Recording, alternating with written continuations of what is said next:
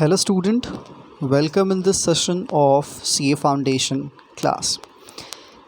जैसा कि आपको पता है कि CA Foundation में 4 पेपर्स हैं और 4 पेपर्स में से जो 4th पेपर है जो कि बिज़नेस इकोनॉमिक्स और बिज़नेस कमर्शियल नॉलेज से डील करता है, तो आज हम 4th पेपर के सेकंड सेगमेंट की शुरुआत करने वाले हैं जो कि बिज़नेस कमर्शियल नॉलेज की बात करेगा। देखो ये जो पूरा का पूरा कंटेंट है, मतलब जो बिज़नेस कमर्शियल नॉलेज का पूरा कंटेंट है जिसमें लगभग 6 चैप्टर्स हैं, ठीक है। इनका जो ओवरऑल मार्क्स कवरेज है वो है 40 मार्क्स। कितना है? 40 मार्क्स, ठीक है। और इस 40 मार्क्स का जो सिग्निफिकेंट पोर्शन है वो लगभग 2 चैप्टर से आता है, chapter number 1 and chapter number 2। तो मोर ओवर आप कह सकते हो कि लगभग यहाँ पे 40 to 45% का जो कवरेज है वो लगभग बिज़नेस कमर्शियल नॉलेज के चैप्टर 1 और चैप्टर 2 से है। तो इसको काफ़ी डिटेल में थोड़े ध्यान से डिस्कस करेंगे। और याद रख लीजिए कि यहाँ पे जो मेजर कंटेंट है चैप्टर 1 और चैप्टर 2 का वो आपके 11-12 से लगभग मिलता है, ठीक है। अगर मैं आपको स्पेसिफाई करूँ तो क्लास 11th का जो कंटेंट है वो आपके चैप्टर 1 से मिलेगा और जो क्लास 12th का कंटेंट है वो आपके चैप्टर नंबर 2 से मिलेगा। और बहुत सारे रेलेवेंट कंटेंट हैं, रिलेटेड कंटेंट है जो कि आप पढ़ के आए हो, तो इसको पढ़ने में इतना टाइम भी नहीं लगेगा, ठीक है। बहुत बड़ा लंबा चौड़ा सिलेबस भी नहीं है और बहुत ज़्यादा दिमाग लगाने की भी ज़रूरत नहीं है। हाँ, आपने 11-12 में कुछ भी नहीं पढ़ा है, दम डब्बा गोल है, तो उसकी बात नहीं हो रही है। बट जो स्टूडेंट जिनका थोड़ा बहुत बेसिक्स अच्छा है, जिनका बहुत अच्छा है, तो फिर उनका तो कोई बात ही नहीं है। बट हाँ, बेसिक अच्छा है, रीडिंग कैपेसिटी है, तो इनके लिए चैप्टर को कवर करना एंड आउट ऑफ 40 35 अगर मैं कहूँ तो 35 से 40 के बीच में लाना कोई बहुत बड़ी बात नहीं है, ठीक है। अगर लोगों के दिमाग में या फिर लोगों की थोड़ी सी कैपेसिटी होगी रटने वाली, तो जैसे कुछ यहाँ पे अगर आप अपने पूरे सिलेबस को देखोगे, पूरे चैप्टर को देखोगे, तो कुछ कंपनीज़ के नाम रटने होते हैं। रटने इसलिए कि आपको अपने दिमाग में रखने होते हैं, ध्यान में बैठाने होते हैं, क्योंकि उससे भी 1-2 क्वेश्चन आ जाते हैं। तो 40 आउट ऑफ 40 स्कोर तभी करोगे जब आप एकदम उस लेवल पे होगे, ठीक है। बट हाँ, मोरेवर आप आराम से 35 to 40 के बीच में जो मार्क्स है वो गेन कर सकते हो, ठीक है, बिज़नेस कमर्शियल नॉलेज में, जो कि आपके ओवरऑल मार्क्स को बढ़ाने में आपकी काफ़ी ज़्यादा मदद करने वाला है, ठीक है। तो चलिए स्टार्ट करते हैं chapter number 1 business commercial knowledge. देखो भाई, बिज़नेस कमर्शियल नॉलेज का जो चैप्टर 1 है उसका जो मेजर कंटेंट है वो यहाँ पे अपने स्क्रीन पे आप देख पा रहे होगे, ठीक है। सबसे पहले यहाँ पे domains of business commercial knowledge की बात करेगा, 1-2 पेजेस जिसमें बिज़नेस कमर्शियल नॉलेज के वास्टनेस की बात करेगा, बिज़नेस कमर्शियल नॉलेज की क्यों ज़रूरत होती है एक CA स्टूडेंट को या फिर एक CA को, चार्टर्ड अकाउंटेंट को, उसके बारे में बात करेगा। उसके बाद बात करने लगेंगे ह्यूमन एक्टिविटी की। याद होगा आपको ह्यूमन एक्टिविटी या फिर इकनॉमिक, नॉन इकनॉमिक, फिर इकनॉमिक में बिज़नेस, प्रोफेशन, एम्प्लॉयमेंट लगभग हमने कवर कर रखा है, ठीक है। उसके बाद बात आएगी फॉर्म्स ऑफ बिजनेस ऑर्गेनाइजेशन। ये भी आपके क्लास 11th का ही कंटेंट है, जिसमें सोल प्रोप्राइटर, HUF, इनके मेरिट, डीमेरिट और इनके बेसिक्स के बारे में हम जानने वाले हैं, ठीक है। तो हमारा सीक्वेंस क्या होगा? सबसे पहले हम इकोनॉमिक एक्टिविटी को कवर करेंगे, ठीक है। उसके बाद हम फॉर्म्स ऑफ बिजनेस ऑर्गेनाइजेशन को कवर करेंगे और उसके बाद हम सबसे लास्ट में जो domains of business commercial knowledge है, ठीक है, डोमेन्स, वो हम कवर करेंगे, क्योंकि आपके लिए थोड़ा सा नया होगा, तो इसलिए थोड़ा फ्लो बन जाए तो उस चीज़ को कवर करने में काफ़ी ज़्यादा आसानी होगी।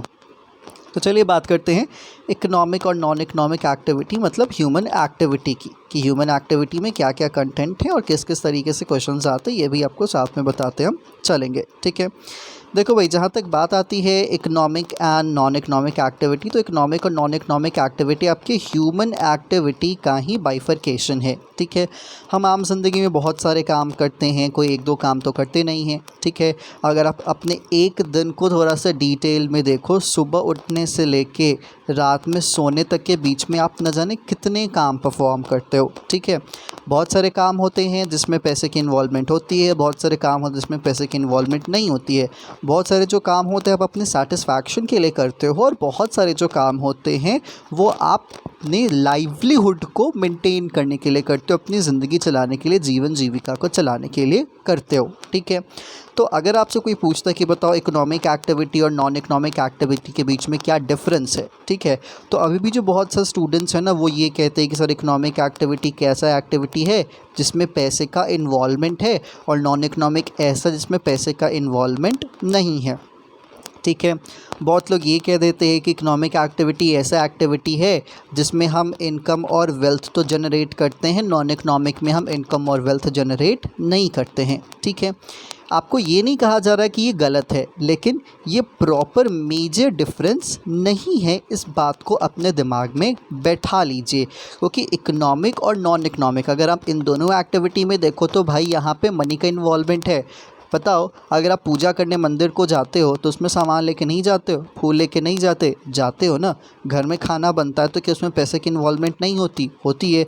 तो घर का खाना ऑब्वियस सी बात है, नॉन इकोनॉमिक एक्टिविटी की हम बात करते हैं। और मंदिर जाना, भगवान की पूजा करना, सेटिस्फैक्शन, ये भी नॉन इकोनॉमिक एक्टिविटी की बात है। लेकिन इसमें पैसे का इन्वॉल्वमेंट है, ऐसा नहीं है कि पैसे का इन्वॉल्वमेंट नहीं है, ठीक है।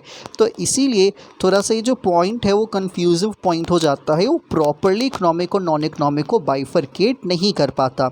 तो चलिए सर आप ही बता दीजिए। देखो भाई, इकोनॉमिक और नॉन इकोनॉमिक का प्रॉपर जो बाइफरकेशन होता है उसका एक बेस है और उसे कहा जाता है मोटिव। क्या कहा जाता है? मोटिव कहा जाता है, या फिर आप ऑब्जेक्टिव कह सकते हो, ठीक है।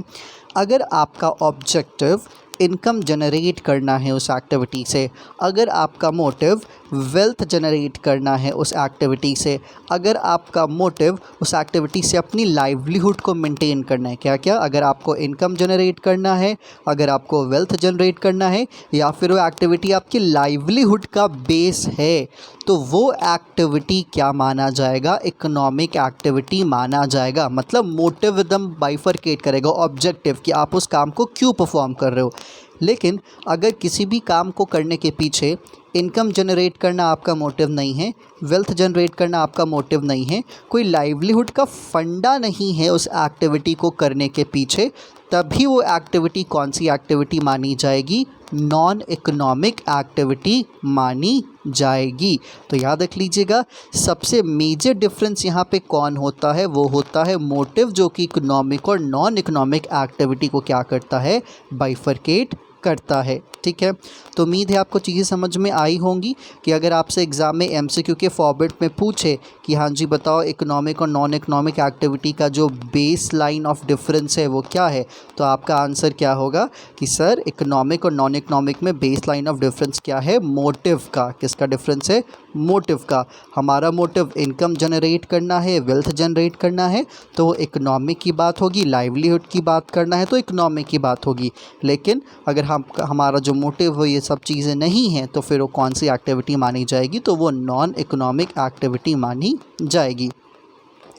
चलिए भाई, यहाँ पे जो कुछ प्रॉपर डिफरेंसेस हैं आप यहाँ पे देख सकते हो। अगर मैं यहाँ पे कुछ लाइंस को कोट करूँ तो आपको यहाँ पे थोड़ा सा ज़्यादा क्लियरेंस मिलेगा। देखो यहाँ पे कहता है, in fact the motive or intent behind any activity is such singularly strong determinant of economic and non-economic dichotomy that, say, if I engage in homemaking, that's called cooking or housekeeping, etc., for my family, it would be deemed as non-economic activity. If I do so for others for income, the same activity would be deemed as economic activity. तो यहाँ पे अंतर किस चीज़ का हुआ? Objective का हुआ, motive का हुआ। तो इसीलिए मोटिव आपका बेस लाइन ऑफ डिफरेंस बनेगा। इस बात को अपने दिमाग में आप बैठा लीजिए, ठीक है। चलिए अब यहाँ पे बात करता है डिस्टिंग्विश और differences between economic distinguishing characteristics of economic activity. मतलब इकोनॉमिक एक्टिविटी के ऐसे फीचर्स, ऐसे कैरेक्टर्स जो कि उसको नॉन इकोनॉमिक से क्या करते हैं? बाइफरकेट करते हैं। तो सबसे पहला पॉइंट आपके सामने क्या रखा गया है? तो सबसे पहला पॉइंट आपके सामने रखा गया है कि इकोनॉमिक एक्टिविटी इनकम जनरेटिंग होता है, ठीक है। अब देखो भाई, यहाँ पे कहता है कि बहुत सारे लोग अपनी ज़िंदगी को चलाने के लिए बहुत सारे काम करते हैं। कोई सामान बनाता है, कोई बने हुए सामान को बेचता है, बिके हुए सामान को दोबारा बेचता है, कोई किसी के यहाँ एम्प्लॉयमेंट करता है, कोई प्रोफेशनल सर्विसेज देता है like CA, CS, doctors and all, ठीक है। और इन सब से वो इनकम जनरेट करता है अपना पर्सनल टाइम दे के, अपना फिज़िकल रिसोर्स लगा के, अपना मेंटल कैपेसिटी लगा के, ठीक है। तो इन सब को लगा के वो क्या अर्न करता है? तो वो इनकम अर्न करने की कोशिश करता है। ठीक है, अगर मान लेते किसी की अपनी प्रॉपर्टी है, उस प्रॉपर्टी को उसने किराए भाड़े पे चढ़ा रखा है और उससे उसको पैसा मिल रहा है, तो वो भी उसकी इनकम है, वो इनकम उसके लिए प्रॉपर्टी इनकम होती है। तो इसीलिए इस बात को ध्यान रख लीजिएगा कि अगर आप अपने रिसोर्सेज का इस्तेमाल कर रहे हो, ठीक है, अपने यहाँ इनकम जनरेट करने के लिए, मतलब पैसा कमाने के लिए, अपनी लाइवलीहुड को मेंटेन करने के लिए, तो वो इकोनॉमिक एक्टिविटी का हिस्सा माना जाएगा। ठीक है, तो देखो भाई यहाँ पे और कुछ पॉइंट कहता है that it is not necessary that all these incomes may be earned in the form of money only. तो बहुत बार यहाँ पे आपसे एमसीक्यू में पूछ ले कि बताइए इनकम का जो फॉर्म होता है वो मनी में होता है, मनी के अलावा भी होता है, जो भी है। ठीक है, तो इसलिए आपको दिमाग में रखना है यहाँ पे कि देखो भाई, जो हमारा इकोनॉमिक एक्टिविटी है वो जो इनकम जनरेट करता है, तो ज़रूरी नहीं है कि इनकम का फॉर्मेट हमेशा पैसे में ही हो। ठीक है, अब जैसे बहुत बार आपको पता चलता हो, अगर आप गांव में जाते हो कि भाई कहीं पे किसी के यहाँ उसने काम किया तो उसको गेहूँ मिल गया या चावल मिल गया या चना मिल गया। ठीक है, तो ये जो चीज़ें उसको इन रिटर्न मिली, क्या ये उसका इनकम नहीं है? हाँ जी, वो उसका इनकम है, क्योंकि उसको काम के बदले में वो चीज़ मिली है, लेकिन उसको पैसे के फॉर्मेट में नहीं मिला है, उसको काइंड के फॉर्मेट में मिला है। कौन से फॉर्मेट में? काइंड के फॉर्मेट में। तो इनकम मनी के फॉर्मेट में भी हो सकती है और इनकम काइंड के फॉर्मेट में भी हो सकती है। इस बात को आप ना भूलें, ये बात बहुत ज़्यादा ज़रूरी है। ठीक है, और इसलिए बहुत सारे फैक्टर्स ऑफ प्रोडक्शन का इस्तेमाल करके ये सारे इनकम को जनरेट किया जाता है। उम्मीद है पॉइंट आपको समझ में आया होगा। ठीक है, चलो भाई, इसके बाद क्या है? इसके बाद पॉइंट आता है कि जो आपका इकोनॉमिक एक्टिविटी है ना, वो प्रोडक्टिव नेचर का होता है। ठीक है, अब जैसा कि प्रोडक्टिव नेचर का होता है, तो प्रोडक्टिव जो वर्ड आया है प्रोडक्शन से आया है। ठीक है, और आपने इकोनॉमिक्स में देखा होगा कि प्रोडक्शन एक ऐसा प्रोसेस है जहाँ पे हम यूटिलिटीज़ क्रिएट करते हैं। Utility refers to one satisfying power of the commodity. ठीक है, तो अगर कोई अपना लाइवलीहुड के प्रोसेस में प्रोडक्शन कर रहा है, क्या कर रहा है? प्रोडक्शन के प्रोसेस में पार्टिसिपेट कर रहा है, तो वो इकोनॉमिक एक्टिविटी की कैटेगरी में काउंट किया जाएगा।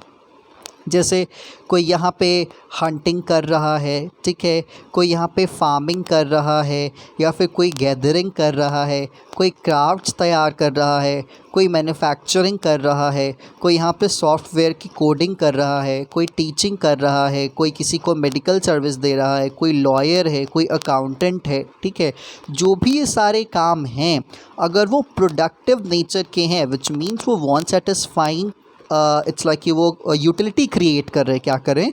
वो यूटिलिटी क्रिएट कर रहे हैं, और इन सभी कामों से क्या, इन सभी कामों से किसी न किसी की वांट सेटिस्फाई हो रही है, तो वो एक्टिविटी प्रोडक्टिव नेचर का है। और इन जनरल जब प्रोडक्टिव नेचर की एक्टिविटी होती है तो वो इकोनॉमिक एक्टिविटी ही होती है। ठीक है, अब प्रोडक्टिव नेचर में आप ये मत समझ लीजिए कि सामान बनाया और बना के बेचा ही नहीं जी।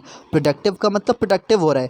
जैसे यहाँ पे आपके सामने एग्जांपल फार्मिंग रखा गया है। ठीक है, तो भाई ज़मीन है, खेत है, उसमें हमने बीज डाला, सिंचाई करी, खेती अच्छे से करा और अनाज हम उगा लिए। ठीक है, लेकिन हमने उस ग्रेन्स को सेल नहीं किया। याद रख लीजिएगा, हमने उससे सेल नहीं किया। हमारा जो फार्मिंग का ऑब्जेक्टिव था वो कॉमर्शियल नहीं था, कमाना नहीं था, सबसिस्टेंस था, मतलब ज़िंदगी चलाना था। तो वो उस अनाज को खाने लगा, उस अनाज को उसने बेचा नहीं। तो क्या उस अनाज के खाने से वो जो खेती है, वो जो फार्मिंग है, वो नॉन प्रोडक्टिव हो जाएगी क्या? क्या वो अनप्रोडक्टिव हो जाएगी क्या? Not at all. प्रोडक्टिव और कॉमर्शलाइजेशन में डिफरेंस है, इस बात को आप ध्यान से समझ लीजिए। प्रोडक्टिव का मतलब कि हाँ जी, उसमें यूटिलिटी क्रिएट करने का प्रोसेस है, और कॉमर्शियल का मतलब भाई कमाने का प्रोसेस है। तो कमाना और प्रोडक्टिव दोनों आसमान ज़मीन का अंतर होता है, इस बात को आप ध्यान रखिएगा। ठीक है, तो अगर यहाँ पे कोई अपने सेल्फ कंजम्पशन के लिए भी कोई चीज़ प्रोड्यूस कर रहा है या फिर कोई एक्टिविटी परफॉर्म कर रहा है, तो स्टिल वो एक्टिविटी प्रोडक्टिव एक्टिविटी माना जाएगा। समझ में आया? तो इसलिए यहाँ पे ध्यान रख लीजिएगा, production represents the supply side of economics. ठीक है, तो इसलिए यहाँ पे कहता है टीचिंग, मेडिसिन, लॉ, अकाउंटेंसी सारे प्रोडक्टिव एक्टिविटी हैं, and production may be done either for subsistence that is self consumption और for market, and production represents the supply side of economics more so also if it is for selling. तो इसीलिए अब इसमें थोड़ा सा आप आगे लेके जाओगे इन चीज़ों को, तो यहाँ पे कहता है that here its scope is broadened not only to include the place where takes place but also the entire range of activities and occupations devoted to delivering the products or service produced to the markets. जिसमें transportation, warehousing, intermediaries, wholesaler, dealers, retailers, इन सबको भी count किया गया है। मतलब अगर आप एक जगह से सामान दूसरे जगह पहुंचा रहे हो, प्लेस ऑफ कंजम्पशन पे लेके जा रहे हो, तो भाई ये भी तो आप यूटिलिटी ही क्रिएट कर रहे हो ना। याद होगा ये प्लेस यूटिलिटी कहा जाता है, तो ये भी याद रख लीजिएगा प्रोडक्टिव एक्टिविटी है, और ये भी प्रोडक्टिव अगर है तो कहीं ना कहीं इकोनॉमिक एक्टिविटी के कैटेगरी में काउंट कर लिया जाता है। लेकिन एक बात अब जाते जाते ध्यान से समझ लीजिएगा कि जितने भी इकोनॉमिक एक्टिविटी हैं वो प्रोडक्टिव नेचर के तो होते हैं, लेकिन सारे प्रोडक्टिव एक्टिविटी इकोनॉमिक नेचर के हों ऐसा ज़रूरी नहीं है। इस बात को आप ध्यान से समझ लीजिएगा। I repeat, all the economic activities are productive in a nature, but all the productive activity is not economic in a nature। ठीक है, उम्मीद है ये पॉइंट आप समझ लीजिए। जैसे कोई अगर गंगा सफाई में वॉलंटियरिंग करता है, ठीक है, तो वो प्रोडक्टिव है, लेकिन वो इकोनॉमिक है क्या? नहीं जी, वो इकोनॉमिक नहीं है। तो इसलिए इस बात को अपने दिमाग में बैठा लीजिएगा, बहुत ज़्यादा ज़रूरी हो जाता है आपके लिए। अब नेक्स्ट है, इवन कंजम्पशन भी इकोनॉमिक एक्टिविटी है, इस बात को ध्यान से समझ लीजिएगा। ठीक है सर, ये तो अजीब बात आपने बता दी। हम गए मार्केट में और मार्केट में हमने सामान ख़रीदा और ख़रीद के खाने लगे, तो क्या ये हमारा कंजम्पशन है? हाँ जी, ये हमारा कंजम्पशन है। और क्या ये कंजम्पशन इकोनॉमिक है? हाँ जी, कंजम्पशन इकोनॉमिक भी है। अब आप ही सोचो कि अगर आप किसी शॉप पे जा रहे हो, स्टोर में जा रहे हो, और वहाँ से कोई भी गुड्स आप परचेज़ कर रहे हो, ठीक है, और उस गुड्स को परचेज़ करने का जो आपका ऑब्जेक्टिव है, क्या है? उस गुड्स को आपका जो परचेज़ करने का ऑब्जेक्टिव है वो ऑब्जेक्टिव कंजम्पशन है। क्या है? Just a minute. आप दुकान में गए, दुकान से आपने गुड्स ख़रीदा और गुड्स को आप क्या करने लगे? कंज्यूम करने लगे। अब आप देखोगे कि दुकान वाले ने इसी कंजम्पशन के लिए तो अपना पसीना बहाया था, इसी कंजम्पशन के दिन को देखने के लिए तो उसने अपने इतने सारे रिसोर्सेज को लगाया था। राइट और रॉन्ग? हाँ जी, राइट। तो इसलिए कहा जाता है कि डिफरेंट प्रोडक्ट्स जो होते हैं मार्केट में, जो डिफरेंट सेलर्स होते हैं, वो कहीं ना कहीं बायर के अटेंशन को ग्रैब करते हैं। कोई एडवर्टीजमेंट क्यों करवाते हैं? ताकि बायर उनके दरवाजे पे आए, सामान ख़रीदे और ख़रीद के लेके जाए, और इससे इनकम जनरेट हो। हाँ, भले ही ये इनकम उस बायर की ना हो, किसकी होगी? सेलर की होगी। लेकिन सर जी, इनकम तो होगी, कमाई तो होगी, इससे उसका घर तो चलेगा, और ऊपर से जो कंज्यूमर है, कौन है? जो कंज्यूमर है उसे भी सेटिस्फैक्शन यहाँ पे मिलेगा। और जो कंज्यूमर है उसने अपना इनकम ही तो स्पेंड करा, पैसा ही तो खर्च करा उस चीज़ को पाने के लिए। ठीक है, तो इसीलिए यहाँ पे जो ये एक्टिविटी है कंजम्पशन, ये भी आपके लिए इकोनॉमिक नेचर की काउंट कर ली जाएगी। देखिए इसमें कंटेंट किस तरीके से आपको समझाने की कोशिश करता है। यहाँ पे कहता है, even consumption is an economic activity. Consumption represents the demand side of economics, that is, the goods and services on which the people will spend their income. Clear? Production organized in response to the demand, मतलब demand के ही reference में तो production किया जाता है। अब आप भी बताओ, जब यहाँ पे डिमांड ही नहीं होगा, कोई ख़रीदने वाला ही नहीं होगा, तो प्रोडक्शन करके क्या फ़ायदा? ठीक है, आगे कहता है, different products compete for buyers' attention and spending. In fact, every unit of demand, it's like vote in favor of a product and a signal to its producer. An economic activity might produce a product or service, but it's not complete until it can earn an income. Thus, feeling or exchanging it for money or in a kind that is consumption for the produce is equally important. Therefore, economic activity includes consumption as well. तो point भैया इनका एकदम सीधा है कि production consumption के बिना अधूरा है। क्या है? प्रोडक्शन कंजम्पशन के बिना क्या है? अधूरा है। प्रोडक्शन तभी कंप्लीट होगा जब कंजम्पशन होगा, और अगर प्रोडक्शन इकोनॉमिक तो कंजम्पशन भी इकोनॉमिक एक्टिविटी के कैटेगरी में काउंट किया जाता है। उम्मीद है आपको ये पॉइंट समझ में आ चुका होगा। ठीक है, चलिए भाई, अब बात आती है हमारे फोर्थ पॉइंट की। कहता है कि इकोनॉमिक एक्टिविटी में क्या क्या होता है, तो सेविंग्स होता है। क्या क्या होता है इकोनॉमिक एक्टिविटी में? सेविंग्स होता है, इन्वेस्टमेंट होता है और वेल्थ होता है। ठीक है, अब देखो आप एक पूरे के पूरे प्रोसेस को समझिएगा। प्रोसेस आपको ऑलरेडी पता भी होगा। कैसे पता है? देखो भाई, मान लेते हैं एक बंदा है, ठीक है, जो कि किसी कंपनी में जॉब करता है। अच्छी बात है, वहाँ पे वो लगभग 50,000 रुपये महीना कमाता है, तो उस कंपनी से उसको पैसा मिलता है। अब ये पैसा घर पे लेके आता है और कुछ पैसे वो बैंक में ले जाके जमा करता है हर महीने। ठीक है, ये हो गया उसका बैंक। मान लेते हैं सपोज 20,000 रुपये वो बचा लेता है। अब आपको तो पता है ना कि बैंक सारा का सारा पैसा तो अपने यहाँ रखती नहीं है। अब इस बैंक ने अदर कंपनीज़ में क्या कर दिए, उसी पैसे को लगा दिया।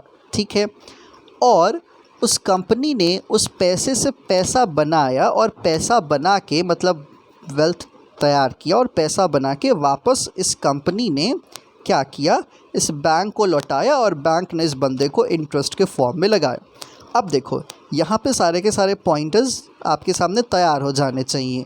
ठीक है, सबसे पहले चीज़, जब इस बंदे ने बैंक के सामने ये जो 20,000 रुपये हैं, क्या है ये जो 20,000 रुपये हैं, जस्ट अ मिनट,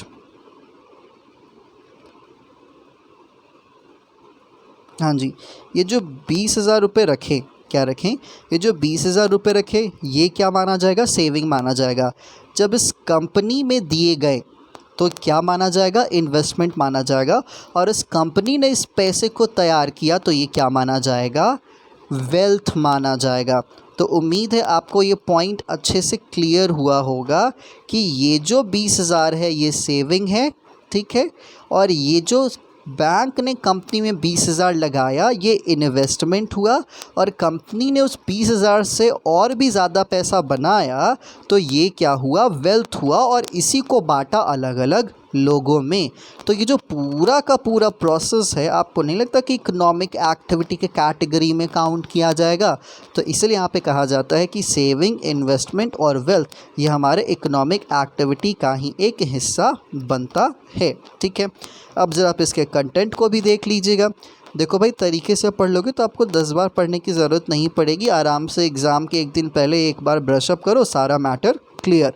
ठीक है, तो वो कहता है, we just understood that production of goods and services as an economic activity because it generates income.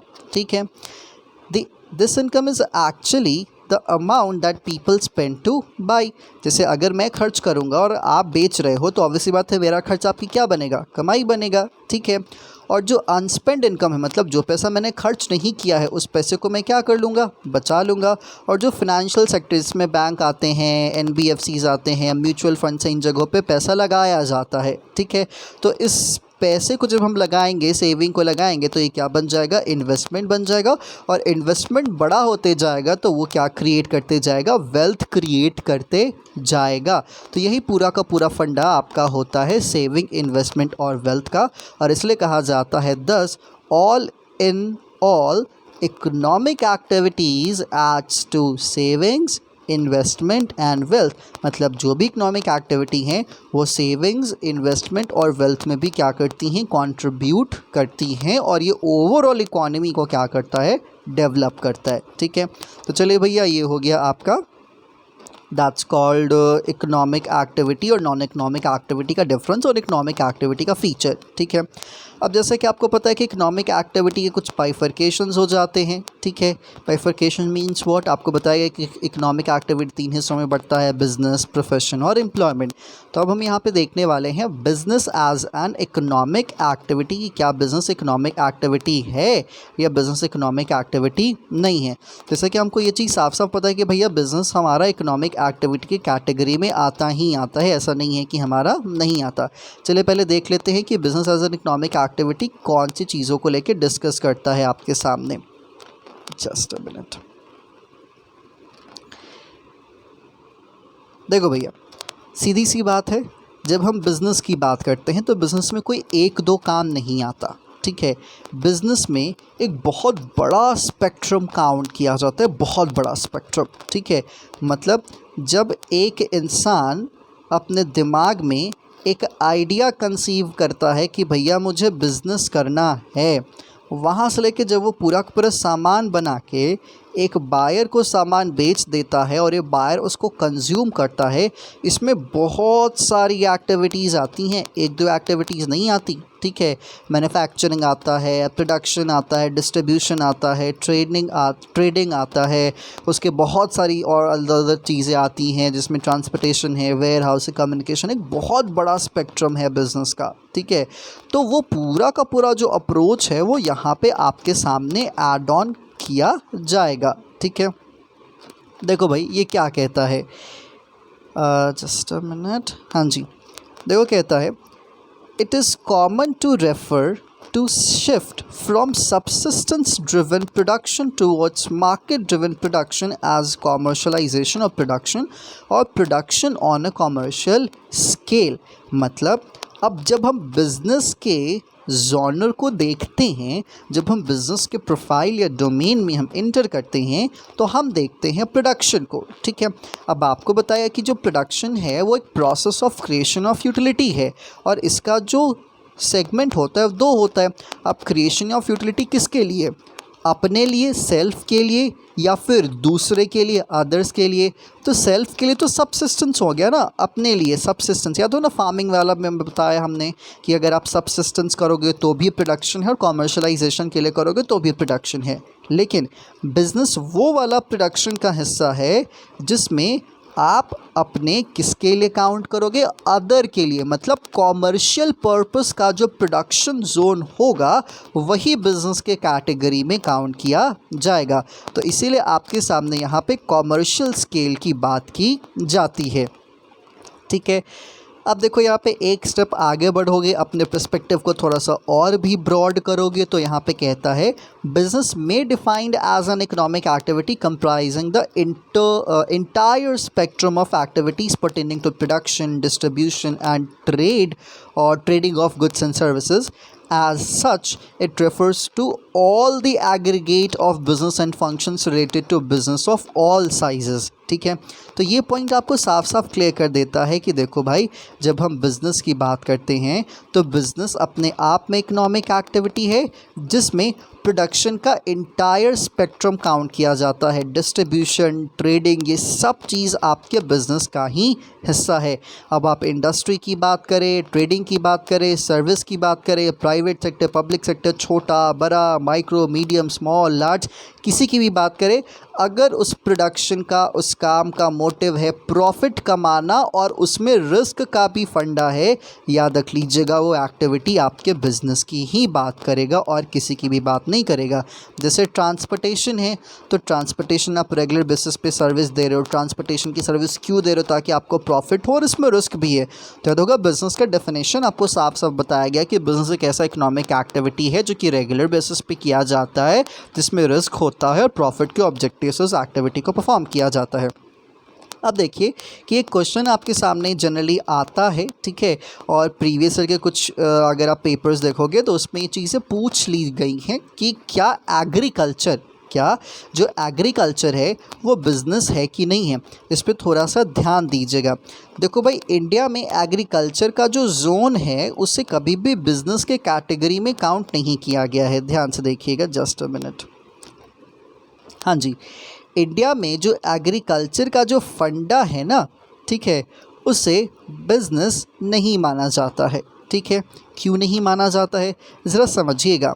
India में एग्रीकल्चर में जो मेजर लोग हैं, जो जितने भी लोग खेती करते हैं पूरे इंटायर इंडिया की हम बात करते हैं, तो उसमें से मेजॉरिटी ऑफ पीपल, मैं मार्क कर रहा हूँ आपको, इसमें जो मेजॉरिटी ऑफ पीपल है उनका ऑब्जेक्टिव ये रहता है कि भाई खाने के लिए हो जाए, बेचना तो बात की बात होती रहेगी। हाँ, मैं पंजाब या हरियाणा के किसानों की बात नहीं करता जहाँ पे मेजर कॉमर्शलाइजेशन ही सुपरसीड करता है उस चीज़ को। मैं एग्रीकल्चर की बात कर रहा जहाँ पे सबसिस्टेंस, ज़िंदगी चलाना, लाइवलीहुड मेंटेन करना सबसे बड़ी प्रायोरिटी में आता है। अगर एक्स्ट्रा होता है, अगर सरप्लस होता है तो फिर उसको बाज़ार में बेचा जाता है, तो फिर आप उसको कॉमर्शियल की अप्रोच से देख सकते हो। प्लस हमारी सरकार भी और हमारा जो इनकम टैक्स एक्ट 1961 है वो ये कहता है कि खेती से जो कमाई होती है, एग्रीकल्चर से जो कमाई होती है, उस कमाई पे कोई भी टैक्स नहीं लगाया जाएगा। तो वाह भैया, आप तो इनकम टैक्स से भी क्या हो गए, बच गए। तो इसीलिए इन सारी चीज़ों को देखते हुए आप ये कंक्लूड कर सकते हो कि एग्रीकल्चर कोई इंडस्ट्री नहीं है, कोई उद्योग नहीं है, और ना ही एग्रीकल्चर कोई बिज़नेस है। मतलब जो किसान हैं वो बिजनेसमैन नहीं है। याद रख लीजिएगा, बहुत लोग के ऑक्यूपेशन के कॉलम में आता है ना कि आपके फादर क्या करते हैं, तो लोग बहुत बार एकदम क्लियरली मेंशन करते हैं कि फार्मर है। वो ये नहीं मेंशन करते हैं कि हाँ जी ज़मीन है, ज़मीन पे अनाज उगाते हैं, अनाज को बेचते हैं, प्रॉफिट के मोटिव से, उसमें रिस्क भी है तो बिजनेस करते हैं। No, not at all. Farming is not identified as business till yet, specially in case of India. ठीक है, और इसमें बहुत सारे लॉज भी आपके सामने काम कर रहे हैं और बहुत सारे एस्पेक्ट्स भी यहाँ पे आपके सामने काम कर रहे हैं। लेकिन व्हाट इफ़ सर, अगर खेती से जो चीज़ें मिली हैं उसका इस्तेमाल करके, उसका फॉर्म चेंज करके, उसको प्रोसेस करके हम बाज़ार में बेच रहे हैं, तो वो क्या कहा जाएगा? तो वो चीज़ अलग है। जैसे एक छोटा सा मैं आपके सामने एग्ज़ाम्पल देता हूँ। ठीक है, जैसे अगर हम शुगर केन की फार्मिंग करते हैं, चलो भाई शुगर केन है, ठीक है, गन्ने की हम बात कर रहे हैं, तो अगर कोई शुगर केन का प्रोडक्शन करता है, मतलब कोई शुगर केन कोई किसान अपने खेत में उगाता है, ठीक है, तो वो किसान इस शुगर केन को ले जाके किसको बेचता है? शुगर मिल को बेचता है। ठीक है, और शुगर मिल इस गन्ने से क्या बनाता है? शुगर बनाता है। तो ये ध्यान रख लीजिएगा कि ये जो इंडस्ट्री है इसे एग्रो बेस्ड इंडस्ट्री कहा जाता है, और ये तो इंडस्ट्री है ही नहीं। और अगर ये इंडस्ट्री है तो याद रख लीजिएगा ये बिज़नेस भी हो गया। तो शुगर प्रोड्यूस करना शुगर केन से बिज़नेस है, लेकिन शुगर केन प्रोड्यूस करना बिज़नेस नहीं है। एग्रीकल्चर इंडस्ट्री नहीं होती, एग्रो बेस्ड इंडस्ट्री ज़रूर होती है। जैसे कोई फ्रूट जैम बनाता है, तो फ्रूट्स को प्रोड्यूस करना मतलब फलों को प्रोड्यूस करना, फलों की खेती करना, जो भी कहो आप, ठीक है, वो बिज़नेस नहीं है, लेकिन उससे जैम बनाना आपके लिए बिज़नेस माना जाएगा। यही बेसिक सा सेंस आपको अपने जहन में बैठा के रखना है। क्लियर क्या?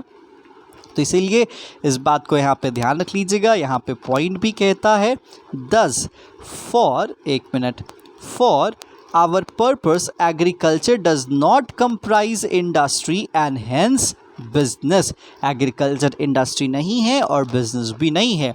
However industries where agriculture produce is processed, ऐसी इंडस्ट्री जहाँ पे एग्रीकल्चर प्रोडक्ट प्रोसेस्ड होता है, तो उनको यहाँ पे याद रख लीजिएगा, जिनका मटेरियल इंग्रेडिएंट एग्रीकल्चरल प्रोड्यूस है, तो वो इंडस्ट्री है और उसको एग्रो बेस्ड इंडस्ट्री कहा जाता है। एग्रो बेस्ड मतलब ऐसी इंडस्ट्री की एग्रीकल्चर पे बेस्ड है, एग्रीकल्चर इंडस्ट्री नहीं कहा जाता। क्लियर क्या? तो उम्मीद है ये पॉइंट आपको समझ में आया होगा। ठीक है, अब यहाँ पे अगर मीडियम पर्सपेक्टिव की बात करते हैं तो बिज़नेस को कहा जाता है कि एक ऐसा पर्टिकुलर टाइप ऑफ एक्टिविटी जिसमें रिटेल बिज़नेस आता है, रियल एस्टेट आता है, आईटी बिज़नेस आता है, आयरन स्टील आता है।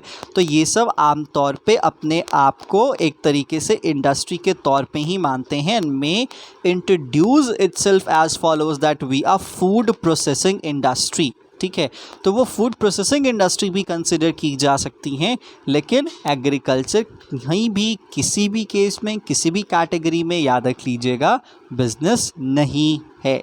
चलिए, तो उम्मीद है आपको ये पॉइंट समझ में आ चुका होगा। अब हम एक स्टेप आगे जाते हैं।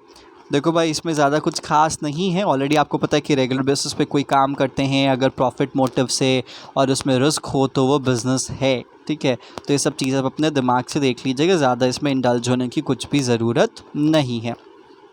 अब यहाँ पे बिज़नेस को अदर इकोनॉमिक एक्टिविटी से बाइफरकेट कर रहा है। ठीक है, देखो भाई, जैसा कि आपको पता है कि इकोनॉमिक एक्टिविटी 3 थी, बिजनेस था, प्रोफेशन था और एम्प्लॉयमेंट था। ठीक है, और आपने प्रॉपरली अपने क्लास 11th में डिटेल में पढ़ा है कि एम्प्लॉयमेंट, प्रोफेशन और बिजनेस में क्या अंतर होता है।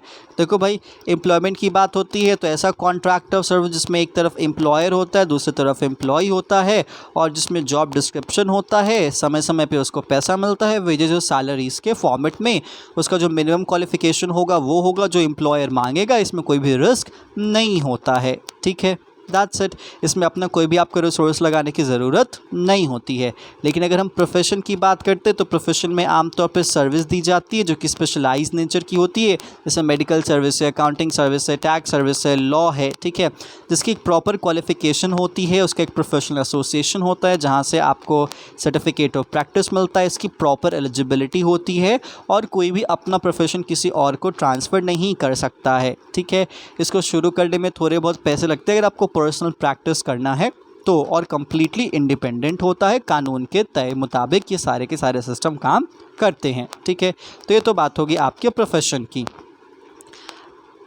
अब देखो यहाँ पे प्रॉपरली बाइफर्केशन किया गया है बिज़नेस, प्रोफेशन और एम्प्लॉयमेंट में कि हाँ जी बिज़नेस क्या है, प्रोफेशन क्या है और एम्प्लॉयमेंट क्या है।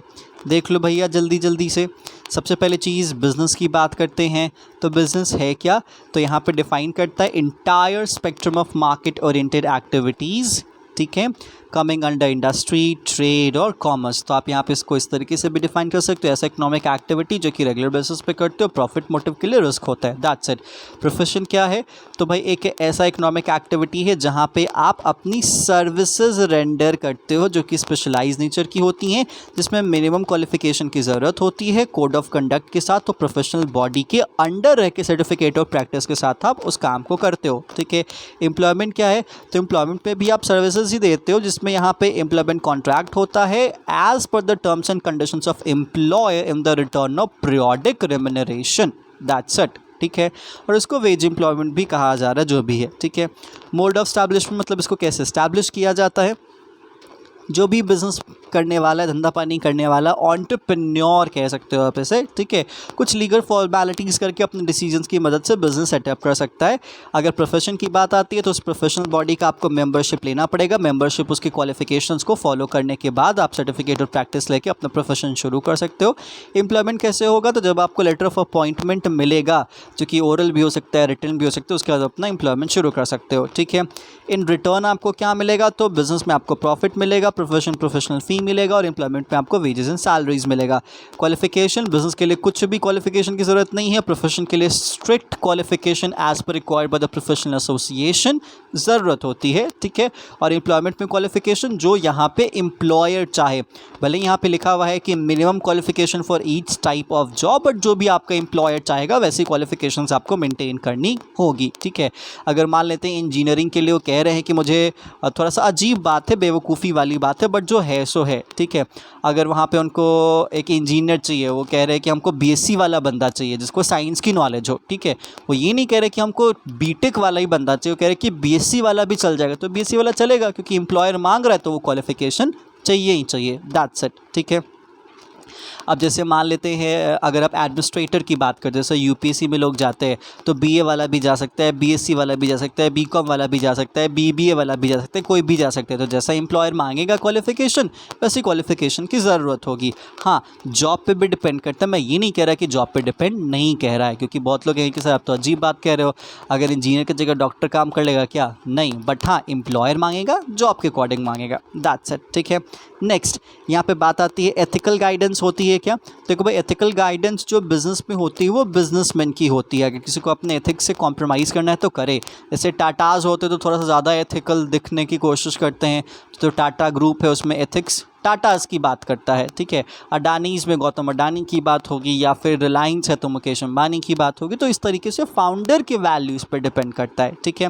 प्रोफेशन में एथिक्स किस पे डिपेंड करता है, प्रोफेशनल कोड पे, उस एसोसिएशन पे, एम्प्लॉयमेंट पे, एम्प्लॉयर कोड पे, मतलब जो उसके रूल्स एंड रेगुलेशंस हैं। इन्वेस्टमेंट कितना पैसा लगाना पड़ता है, देखो भाई बिज़नेस में आप कह सकते हो इट डिपेंड्स, ठीक है, जैसी एक्टिविटी वैसा सिस्टम, ठीक है। प्रोफेशन में ज़्यादा नहीं, एक रूम चाहिए, थोड़े बहुत फर्नीचर चाहिए, आने जाने के लिए पंखा लगाना है पंखा लगा लो, इसे लगाना है इसे लगा लो, it's up to you, but बहुत मिनिमम चाहिए। एम्प्लॉयमेंट में तो भैया कुछ चाहिए नहीं, हाँ कपड़े वपड़े पहन के चले जाओ, काम करने लगो, दैट्स इट, ठीक है। अब बात आती है कितना आपका इंडिपेंडेंस होता है, ऑटोनॉमी कितनी होती है, ठीक है, आप फ्रीडम आपका कितना है, ठीक है। तो बिज़नेस के केस में याद रख लीजिएगा कंप्लीट फ्रीडम है, आप अपने मालिक खुद होते हो। प्रोफेशन में थोड़ा होता है क्योंकि प्रोफेशनल नॉर्म्स के अकॉर्डिंग आपको काम करना होता है, पर एम्प्लॉयमेंट में तो कुछ नहीं है, जो मालिक कहेगा आपको वो करना ही होगा, ठीक है। नेक्स्ट साइकोलॉजिकल मोटिव क्या है, देखो भाई इकोनॉमिक अचीवमेंट, ठीक है भाई, धंधा पानी करे तो प्राइवेट जेट ले ले, बंगलो ले ले, ये ले ले, वो ले ले, इट्स लाइक आपका इकोनॉमिक अचीवमेंट, ठीक है, वो आपकी प्रायोरिटी होता है, ठीक है। प्रोफेशन में भैया सर्विस देना, लॉयर है तो सच जीते, ठीक है, अकाउंटेंट है, चार्टर्ड अकाउंटेंट है तो फिनेंशियल जो क्लियरेंस है वो हो, ठीक है, कोई झोल झाल ना हो, ठीक है, कोई गलत ना हो, ठीक है। और एम्प्लॉयमेंट के केसेस में अगर आप मोटिव को देखोगे तो भाई उसकी ज़िंदगी चले, उसको जो 2 पैसे मिल रहे हैं, यही आपका बेसिक सा मोटिव होता है, ठीक है। नेक्स्ट, अब यहाँ पे बात आती है सर्टेनिटी ऑफ इनकम की। देखो भाई सर्टेनिटी ऑफ इनकम की बात आती है तो बिज़नेस में बहुत लीस्ट सर्टेनिटी होती है। जैसे फॉर एग्जांपल कोविड के टाइम पे लॉकडाउन हो गया तो भाई धंधा पानी तो पूरा ही चौपट, मतलब दुकान बंद तो बंद, नहीं खुलेगी, ठीक है। प्रोफेशन में ऐसा थोड़ा सा नहीं होता है, थोड़ा सा बेनिफिट है। जैसे चार्टर्ड अकाउंटेंट की बात करोगे भाई टैक्स रिटर्न जाना था, गया, ठीक है। कोर्ट केसेस तो चलेंगे ही चलेंगे, ऐसा नहीं है कि कोर्ट केसेस नहीं चलेंगे। जो डॉक्टर्स है भाई उनका तो एक अलग ही सीन हो गया। तो इसलिए यहाँ पे सर्टेनिटी ऑफ इनकम क्वाइट होती है इन केस ऑफ प्रोफेशन, ठीक है। लेकिन एम्प्लॉयमेंट पे तो कंफर्म होता है सर जी, जो आपने कॉन्ट्रैक्ट में लिखा है वो तो होगा ही होगा, उतना तो आपको मिलेगा ही मिलेगा। नेक्स्ट है यहाँ पे जो ऑक्यूपेशन की स्टेबिलिटी है, टेन्योर है, क्या होता है मतलब धंधा कब तक चलेगा, ठीक है, ऐसी बात है, मतलब कब तक लंबा चलेगा नहीं चलेगा। तो बिज़नेस का अनसर्टेन है, आज चला कल चला परसों नहीं चला, ठीक है। तो इसलिए बिज़नेस कम्प्लीटली अनसर्टेन है अगर आप उसके परपेचुइटी की बात करते हो, उसके लाइफ की बात करते हो। प्रोफेशन में क्वाइट सर्टेन है, जब तक आप जिंदा हो, जब तक आपने कोई बहुत ग्रॉस मिसकंडक्ट नहीं किया है, कोड ऑफ कंडक्ट को अगर आपने ग्रॉसली फॉलो नहीं किया है तो फिर आपसे वो प्रोफेशन छीन लिया जाएगा, वो बात की बात है, बहुत रेयर होता है। लेकिन एम्प्लॉयमेंट में जो स्टेबिलिटी होती है वो सर्टेन होती है, और उसमें भी अगर सरकारी है तो भैया माशाल्लाह आप तो एकदम चौड़े हो जाओ, ठीक है, वो एक बात हो जाती है। नेक्स्ट यहाँ पे ट्रांसफ़र ऑफ इंटरेस्ट या सक्सेशन। ट्रांसफ़र ऑफ इंटरेस्ट या सक्सेशन का मतलब क्या, आपके बाद कोई दूसरा उस चीज़ को ले पाएगा कि नहीं ले पाएगा। देखो बिज़नेस में तो कम्प्लीटली ले पाएगा, ठीक है भाई। धीरू भाई अंबानी का था तो मुकेश अंबानी ने लिया या अनिल अंबानी ने लिया। प्रोफेशन में पॉसिबल ही नहीं है, मतलब अगर आप डॉक्टर हो तो आप अपने बेटे को अपना डॉक्टरशिप नहीं दे सकते हो, ठीक है, आप नहीं क्वालिफाई किया और आप तक ही रहेगा। अगर आप सीए हो तो आप अपने बेटे को नहीं दे सकते, आपके बेटे को सीए बनना पड़ेगा एकदम शुरू से, जैसे कि वहाँ पे टर्म्स एंड कंडीशंस बताए गए हैं। तो प्रोफेशन में ट्रांसफ़र नहीं होता, प्रोफेशन में सक्सेशन नहीं होता, बिजनेस में होता है, और एम्प्लॉयमेंट में तो और भी नहीं होता है, पॉसिबल ही नहीं है। तो इसलिए ट्रांसफरेबिलिटी ऑफ इंटरेस्ट बिजनेस में है, प्रोफेशन में नहीं है, और एम्प्लॉयमेंट में नहीं है। तो ये था आपके बिजनेस प्रोफेशन एम्प्लॉयमेंट का डिफरेंस। चलिए भाई अब यहाँ पे कुछ डिस्टिंग्विश कैरेक्टरिस्टिक ऑफ बिज़नेस की बात करते हैं। देखो भाई जो बिज़नेस होता है वो जॉब क्रिएटर होता है, जॉब सीकर नहीं होता है, ठीक है। जॉब क्रिएटर जॉब सीकर का डिफरेंस क्या, जॉब क्रिएटर वो जो कि जॉब देता है, और जॉब सीकर वो जो कि जॉब खोजता है, जिसको जॉब चाहिए, ठीक है। इसलिए कहा जाता है कि अगर आपको देश को बढ़ाना है, इकॉनमी को बढ़ाना है, तो एंड ऑफ द डे याद रख लीजिएगा आपको बिज़नेस करना होगा, क्योंकि बिज़नेस में अगर आप उतरते हो तो एटलीस्ट आप एक को तो रोज़गार दोगे ही दोगे। अगर थोड़ा और बढ़ोगे तो आप पे 2 लोग 3 लोग 4 लोग 5 लोग, मतलब बहुत सारे लोगों को रोज़गार मिलेगा, क्योंकि गवर्नमेंट की लिमिटेशन है कितना सरकार से भैया मांगोगे, ठीक है। तो इसीलिए अगर आप एम्प्लॉयमेंट में जाओगे तो एक को एम्प्लॉयमेंट मिलेगा, लेकिन अगर आप बिज़नेस करोगे तो कम से कम आप तो एम्प्लॉयड होगे ही होगे, आपको तो आपका काम मिलेगा ही मिलेगा। आपके साथ साथ और भी बहुत सारे लोग होंगे जो कि आपके लिए काम करेंगे, तो उनको अभी घर चलेगा, उनको भी पैसे वैसे तो मिलेंगे ही मिलेंगे। तो इसलिए बिज़नेस एक ऐसा इंस्टीट्यूशन है जो कि सोर्स ऑफ सबसिस्टेंस तो है, और बहुत सारे लोगों के लिए, बिज़नेस के मालिकों के लिए है और एम्प्लॉय के लिए भी है, जो कि डायरेक्टली इनडायरेक्टली उस पर डिपेंड होते हैं। तो ये पहला फीचर आपके सामने हो गया। दूसरा है provide momentum to economic growth and development. Obviously बात है, सबको पता है कि जिस इकोनॉमी में बहुत ज़्यादा बिजनेसेस होती हैं, बहुत ज़्यादा इंटरप्राइजेज होते हैं, या फिर बहुत सारी कंपनीज़ होती हैं, इंडस्ट्रीज़ होती हैं, वो इकोनॉमी बहुत आगे जाती है। भाई देखो चाइना, ठीक है, आज चाइना की इतनी ताकत है कि भाई सबको शांत किए हुए है, यूएस को भी आग दिखा रहे हैं भैया। रशिया तो एकदम डाउन ही है एक तरीके से, ठीक है। जर्मनी हो गया, फ्रांस हो गया, ब्रिटेन हो गया, ठीक है। कभी ब्रिटेन का राज चला करता था, लेकिन आज अगर आप देखोगे तो चाइना की कैपेसिटी है कि सबको डरा धमका के रखे, ऐसा नहीं है कि नहीं रखे हुए, आप इसको डिनाई नहीं कर सकते हो। उसका बेस क्या है, उसकी इंडस्ट्रीज़, उसकी बिजनेसेस, क्योंकि उसने उसको मोमेंटम दिया है। लास्ट के अगर आप ट्रेंड देखोगे तो चाइना एक ऐसी इकॉनमी था जो कि पॉजिटिव इकोनॉमिक ग्रोथ में था। बाकी दुनिया की मेजर बड़ी से बड़ी इकोनॉमीज़ क्या थी, एक नेगेटिव इकोनॉमिक ग्रोथ में थी, including India, US and Russia, Germany, Japan, France and all, ठीक है। But China positive economic growth में आपको नज़र आता है, ठीक है। तो इसीलिए याद रख लीजिएगा कि आपके इकोनॉमी को ग्रोथ देता है, मोमेंटम देता है, डेवलपमेंट का सबसे बड़ा बेसिक्स है, क्योंकि नेशनल इनकम, जीडीपी, ये सब चीज़ें इसी से रिलेटेड हैं, ठीक है। नेक्स्ट, अब भाई जो बिज़नेस होता है ना वो इन्वेस्टमेंट इंटेंसिव है। इन्वेस्टमेंट इंटेंसिव का मतलब क्या, इसमें पैसे की ज़रूरत होती है, इसमें आपको इन्वेस्टमेंट करना होता है। हाँ, अब आप लगाओ, अपना लगाओ या किसी और का लगवाओ, वो बात की बात है, बट हाँ इसमें आपको इन्वेस्टमेंट तो करना पड़ेगा। तो वो कहता है कि बिज़नेस को स्टार्ट करने में साइजेबल फंड्स लगते हैं, ठीक है, जिसमें आपको प्लांट एंड मशीनरी खरीदनी होती है, इन्वेंट्री खरीदना होता है, ठीक है, फिक्स एसेट्स आपको लगाने होते हैं, कुछ टेक्नोलॉजिकल अपग्रेडेशन आपको चाहिए होता है, एक्सपेंशन के लिए भी आपको पैसे की ज़रूरत होती है। हाँ, अब कितना इन्वेस्टमेंट की ज़रूरत है ये आपके साइज़ पे डिपेंड करता है कि आपके बिज़नेस का, आपके फॉर्म का, आपके एंटरप्राइज़ का साइज़ कैसा है। बड़ा है, टेक्निकल है तो ज़्यादा चाहिए होगा, कम है तो कम चाहिए होगा, दैट्स इट। बट यहाँ पे चाहिए होगा, इन्वेस्टमेंट चाहिए, और विदाउट इन्वेस्टमेंट बिजनेस तो हो ही नहीं सकता, ठीक है। नेक्स्ट है, देखो भाई इसमें जेस्टेशन होता है और अनसर्टनिटी होती है। भैया जेस्टेशन और अनसर्टनिटी का मतलब क्या, याद रख लीजिएगा इसमें वक्त लगता है और वो भी अनसर्टेन रिटर्न मिलता है। जैसे आपने 1 साल बिज़नेस किया, दूसरा साल गया, तीसरा साल गया, चौथा साल गया, पाँचवा साल गया, बेनिफिट हो ही नहीं रहा, ठीक है। तो ये पूरा पूरा जेस्टेशन पीरियड है। छठे साल में गए भाई, खूब डिमांड हुई, अच्छा से मार्केट का मोमेंटम आपने पकड़ा, पूरे 5 साल 6 साल का आपका रिटर्न आ गया, ऐसा भी होता है, ठीक है। तो इसीलिए इन्वेस्टमेंट में आपको टाइम देना होता है। देखते हो तो ना, शेयर्स की अगर हम बात करते हैं, इक्विटी की बात करते हैं, तो लंबा वक्त लगता है उस शेयर को ग्रो करने में, ठीक है। तो इसलिए इन्वेस्टमेंट टाइम मांगता है, और टाइम का ही रेफरेंस यहाँ पे जेस्टेशन से आपको दिखा रहा है। प्लस अनसर्टनिटी भी है, कोई गारंटी नहीं है कि मिलेगा ही मिलेगा, पता चला 20 साल के बाद भी नहीं मिल रहा, 30 साल के बाद भी नहीं मिल रहा, बस आप ब्रेक इवन पे चलाए जा रहे हो, ऐसा भी हो सकता है। तो ये बिज़नेस का एक छोटा सा फंडा आपके सामने रखा जाता है, ठीक है। देखो यहाँ पे कहता है investment takes time to fructify और investment takes time to bring in profit, मतलब इन्वेस्टमेंट को वक्त लगता है रिटर्न लाने में, दैट्स इट। और ऊपर से कितना आएगा, कितना नहीं आएगा, और आएगा भी नहीं आएगा ये भी कंफर्म नहीं होता, ये भी क्या होता है, अनएक्सपेक्टेड होता है और अनसर्टेन भी होता है। तो इसलिए याद रख लीजिएगा कि यहाँ पे जो बिज़नेस है, बिज़नेस में जेस्टेशन और अनसर्टेनिटी बहुत हद तक देखा गया है, और इसीलिए रिस्क फैक्टर के कारण ही यहाँ पे अनसर्टेनिटी होता है, दैट्स इट, ठीक है। चलो भाई अब आगे चलते हैं। कहता है जो बिज़नेस है वो सिस्टमेटिक, ऑर्गेनाइज और इफ़िशिएंसी ओरिएंटेड एक्टिविटी होता है। तो कोई जब धंधा पानी करने जाओगे, उतरोगे, तो यूँ ही तो कोई रैंडमली नहीं करोगे, दिमाग में आ गया हाँ जी मुझे ये बेचना तो मैं ये बेचूंगा, नहीं, प्रॉपर्ली आप उस पर एनालिसिस करोगे, ठीक है। बहुत बार लोग एक्सपेरिमेंट जोन में भी जाते हैं, हर काम को तरीके से करोगे, डिफाइंड होगा, पॉलिसी होगा, आपका अपना प्लान होगा, आपकी अपनी टीम होगी, आपका अपना इंफ्रास्ट्रक्चर होगा, हर काम के पीछे आपका रीज़न होगा, ठीक है। इसलिए कहता है that business is not a random stray, ठीक है।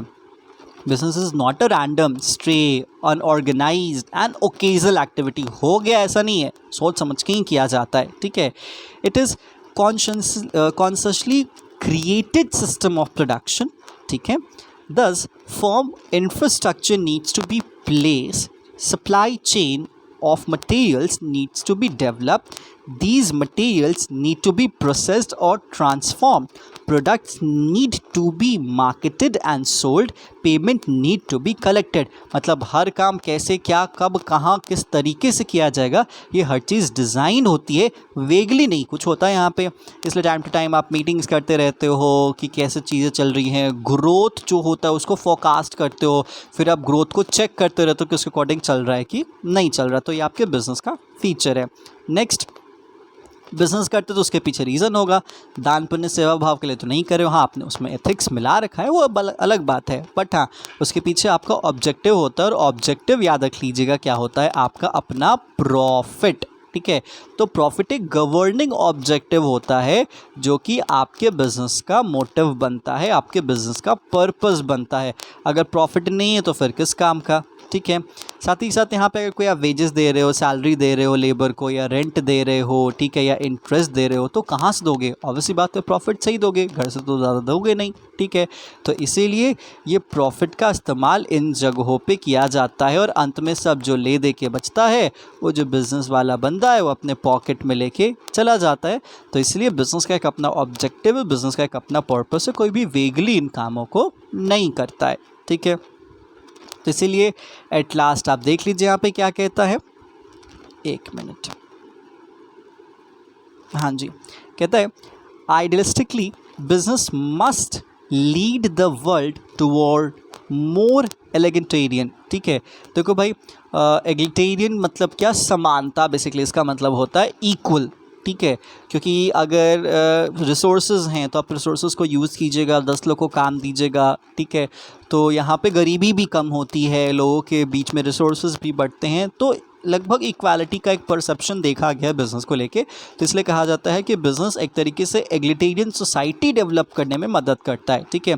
पार्टिसिपेटिव होता है, कलेक्टिव प्रॉस्पेरिटी लेके आता है। अगर बिज़नेस होगा तो आसपास के लोगों को भी फ़ायदा होगा, ऐसा नहीं है कि फ़ायदा नहीं होगा। अगर एक बंदा बिज़नेस करता है तो कितने लोगों का घर चलता है? जो उसके यहाँ काम कर रहे हैं वो, जो उसके सप्लायर्स हैं वो, जो उसके ऐड वाले हैं वो, जो उसका सामान बेच रहे हैं वो, जो उसका खा रहे हैं वो भी, ठीक है।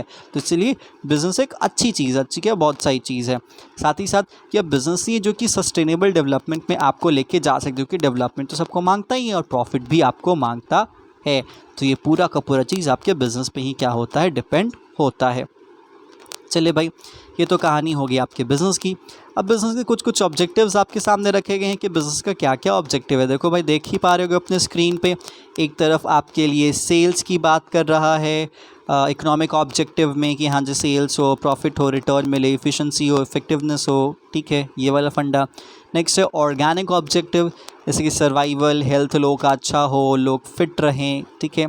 सोशल रिस्पॉन्सिबिलिटी भी आपको ऑलरेडी पता है कि भाई समाज से रिसोर्सेज ले रहे हो धंधा पानी करने के लिए, बिज़नेस करने के लिए, तो आप रिटर्न भी करोगे। इसलिए बहुत सारी जो कंपनीज होती हैं उनका स्कूल्स है, ओल्ड एज होम्स हैं, ठीक है, पार्क को मेंटेन करते हैं, कंजर्वेशन का काम करते हैं, एजुकेशन का काम करते हैं, ठीक है, कम्युनिटी सर्विस का काम करते हैं। And law, ethical and environmental objective भी है, जैसे जो कार्बन फुटप्रिंट्स है उसको कम करना, कार्बन एमिशन उसको कम करना, ग्रीन टेक्नोलॉजी का यूज़ करना, ठीक है, लॉ को फॉलो करना, लॉ के कंप्लाइंसेस को मेंटेन करना, ये सारी चीज़ें आपके बिज़नेस के ऑब्जेक्टिव में काउंट की जाती हैं। दैट्स इट, इसमें और कुछ खास नहीं है। तो यहाँ पे जो आपका याद रख लीजिएगा, जो आपका ह्यूमन एक्टिविटी वाला जो जोन था वो हो जाता है ओवर, ठीक है। अब चलिए हम बात करते हैं फॉर्म्स ऑफ बिज़नेस ऑर्गेनाइजेशन को लेके। अगर आप यहाँ पे आप थोड़ा ब्रेक लेना चाहते हैं तो ब्रेक ले लीजिए, आपके पास पॉज बटन है, पॉज बटन को क्लिक कीजिए, ऊपर के जो कंटेंट्स हैं उसको अगर आप ब्रश अप करना चाहते हो तो कर लीजिए, इसको आप बाद में पढ़ना चाहते हो तो बाद में भी पढ़ सकते हैं, ठीक है। मैं इसको कंटिन्यू कर रहा हूँ, अगर आपको थोड़ा सा ब्रेक लेना तो आप ले सकते हो। चले भाई, बात करते हैं फॉर्म्स ऑफ बिज़नेस ऑर्गेनाइजेशन की। देखो भाई, फॉर्म्स ऑफ बिज़नेस ऑर्गेनाइजेशन में हम उन्हीं चीज़ों की बात करेंगे, आपको याद होगा जो कि आपसे डिस्कस किया गया था, सोल प्रोप्राइटरशिप, HUF, पार्टनरशिप, उन सारे चीज़ों की यहाँ पे बात की जाती है। कहा जाता है चलो भाई हम बिज़नेस तो करना चाहते हैं, लेकिन बिज़नेस का फॉर्म क्या होगा, बिज़नेस का स्ट्रक्चर क्या होगा, इस एक्टिविटी को किस तरीके से किया जाएगा। तो जो स्ट्रक्चर बहुत सारी चीज़ों पे बेस्ड होता है, ठीक है।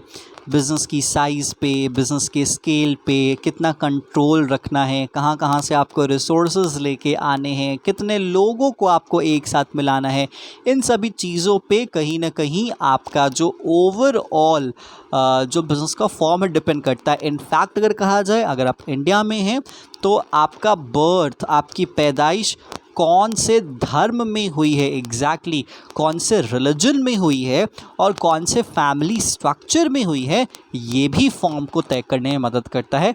उम्मीद है आप समझ पा रहे हो कि मेरा इशारा हिंदू अनडिवाइडेड फैमिली बिजनेस की तरफ है, ठीक है। चलो भाई, अब यहाँ पे देखो बहुत सारे पॉइंटर्स रखे गए हैं, समझ लीजिएगा। कहता है before we take up a brief discussion of various form of business ownership, it is important to take note of the following points about business ownership, ठीक है। मतलब क्योंकि यहाँ पे जब फॉर्म्स की बात करोगे, जब फॉर्म्स को तय करोगे तो मालिकाना हक तय होगा कि भाई उस बिज़नेस का कौन मालिक होगा, आप अकेले होंगे, 10 लोग और होंगे, ठीक है, आपका क्या पोजीशन होगा, उन लोगों का क्या पोजीशन होगा, तो ये सारी चीज़ें कहीं ना कहीं पे डिपेंड करती हैं, ठीक है।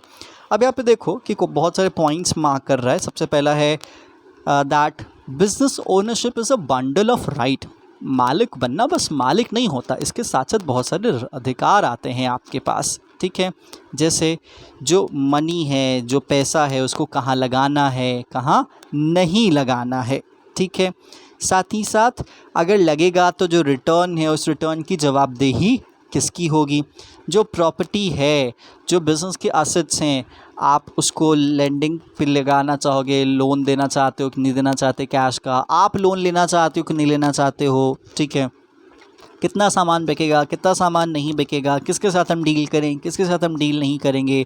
जो प्रॉफिट होगा वो प्रॉफिट लोगों में बटेगा, मैं लेके जाऊंगा या री इन्वेस्ट करूंगा, ये सारी चीज़ें डिपेंड करती हैं। इनफैक्ट डे टू डे जो ऑपरेशंस होते हैं उसका डिसीज़न लेने का जो अधिकार है वो ओनरशिप के साथ ही आती है, क्योंकि जो मालिक होता है वही डिसाइसिव अथॉरिटी आपके यहाँ माना जाएगा और ये मालिक ही तय करेगा, ये ओनर, याद रख लीजिएगा, ये बिज़नेस का ओनरशिप ही डिसाइड करेगा कि उसके बाद, उसके जाने के बाद, दुनिया से विदा होने के बाद उस बिज़नेस को कौन संभालेगा, उस बिज़नेस को कौन टेक ओवर करेगा, मतलब उसका सक्सेशन किसके पास होगा, ये सब उसी ओनरशिप राइट से तैयार होते हैं। तो बस मालिक बनना, इट्स नॉट लाइक दैट कि हाँ जी सारा प्रॉफिट मेरा, नहीं। Decisions, investment, succession, day to day activities का डिसीज़न, बिजनेस कोलैबोरेशन, ये सारी चीज़ें आपके ओनरशिप के साथ ही आती हैं। तो ये भी एक बेस बन जाता है। नेक्स्ट, अब यहाँ पे कहता है कि जो बिज़नेस है कोई इंसान अकेले भी ओन कर सकता है और साथ में भी ओन कर सकता है। हाँ जी, सोल प्रोप्राइटर है तो अकेले होगा, एचयूएफ है या पार्टनरशिप है, कंपनी है तो साथ में ही होगा, ठीक है। तो इस पे हम डिस्कस करेंगे थोड़ी देर के बाद, ठीक है। नेक्स्ट आ जाता है कि जो बिज़नेस में बी ऑर्गेनाइज्ड एज प्रोप्राइटरी और कॉर्पोरेट कंसर्न। हाँ जी, बिजनेस प्रोप्राइटरी भी हो सकता है, कॉर्पोरेट कंसर्न भी हो सकता है। सो प्रोप्राइटरी और कॉर्पोरेट कंसर्न कहने का यहाँ पे क्या मतलब है, ठीक है। देखो ये प्रोप्राइटरी है तो अगर यहाँ पे बिजनेस है, क्या है, अगर ये बिजनेस है और प्रोप्राइटरी है तो देखो भैया इंसान और बिजनेस में कोई डिफरेंस नहीं है। लेकिन अगर कॉर्पोरेट कंसर्न है तो इंसान और बिजनेस, याद रख लीजिएगा, इक्वल नहीं है। ये सोल प्रोप्राइटरशिप में हो जाएगा और ये आपके कंपनी में हो जाएगा, ठीक है। अगर कंपनी में है तो भैया देखो ये भी एक पर्सन है, लेकिन अगर सोल प्रोप्राइटरशिप है तो इन दोनों में कोई डिफरेंस नहीं, दोनों एक ही पर्सन है। तो यही यहाँ पे आपको समझा रहा है कि अगर बिजनेस जो है वो ऑर्गेनाइज्ड प्रोप्राइटरी फॉर्म में भी हो सकता है और कॉर्पोरेट कंसर्न में भी हो सकता है, ठीक है। नेक्स्ट, अब यहाँ पे बात की जाती है, आगे के पॉइंट को चलते हैं। एक मिनट, चलो सबसे पहले फॉर्म की बात कर लेते हैं, सोल प्रोप्राइटरशिप। यहाँ पे एक टेबल था, उस टेबल से ही चीज़ों को समझते हैं। हाँ जी, देखो भैया यही टेबल आ जाता है आपके सामने। सोल प्रोप्राइटरशिप का सारा क्रक्स इसी में है, क्योंकि आपको यही पढ़ना चाहिए। बाकी हाँ, आपको तो खैर पूरा पढ़ना चाहिए, बट जो कंटेंट है समझने के लिए यही काफ़ी है, ताकि आप अपने एग्ज़ाम के टाइम पे भी इसको ब्रश अप कर सकते हो, ठीक है। सबसे पहला फीचर देखो भाई, यहाँ पे एक इंसान अपना खुद बॉस होता है, ठीक है। मतलब सिंगल सोल डिसीजन अथॉरिटी होती है, ठीक है। कोई डिसीजन में इंटरफेरेंस नहीं होता है, पूरी की पूरी प्रॉफिट वो खुद लेके जाता है, पूरा पूरा कैपिटल वो खुद इन्वेस्ट करता है, ठीक है। तो यहाँ पे autonomy of beings one's own boss, ठीक है। सोल प्रोप्राइटर ऑफ कैपिटल, भैया पूंजी कौन लगाएगा, आप ही लगाओगे। जब मालिक आप ही और अकेले मालिक आप हो तो पूंजी भी कौन लगाएगा, आप ही लगाओगे, ठीक है। और अगर आप लोन भी लेते हो तो अपने नाम पे ही लोन लोगे। नेक्स्ट क्या है, visibility of the owner and personalised service. Obvious सी बात है, अगर आप सपोज दैट कोई मिठाई की दुकान चला रहे हो तो इसमें आपका एक अपना पर्सनलाइज टच होगा, एक पर्सनल टच होता है, ठीक है। अगर आप एक रेस्टोरेंट ओपन कर रहे हो तो उसका जो स्ट्रक्चर है, उसका जो इंफ्रास्ट्रक्चर है वो आपके पर्सनल टच से होता है। इट्स लाइक कि आपका उसमें अपना इम्पैक्ट दिखता है, अफेक्ट दिखता है, ठीक है। तो इसीलिए visibility of the owner and personalised services भी आमतौर पे होती है। मालिक कौन है क्लियर है और कस्टमर को उसके अकॉर्डिंग भी सर्विसेज दी जा सकती है, ऐसा नहीं कि नहीं दी जा सकती है।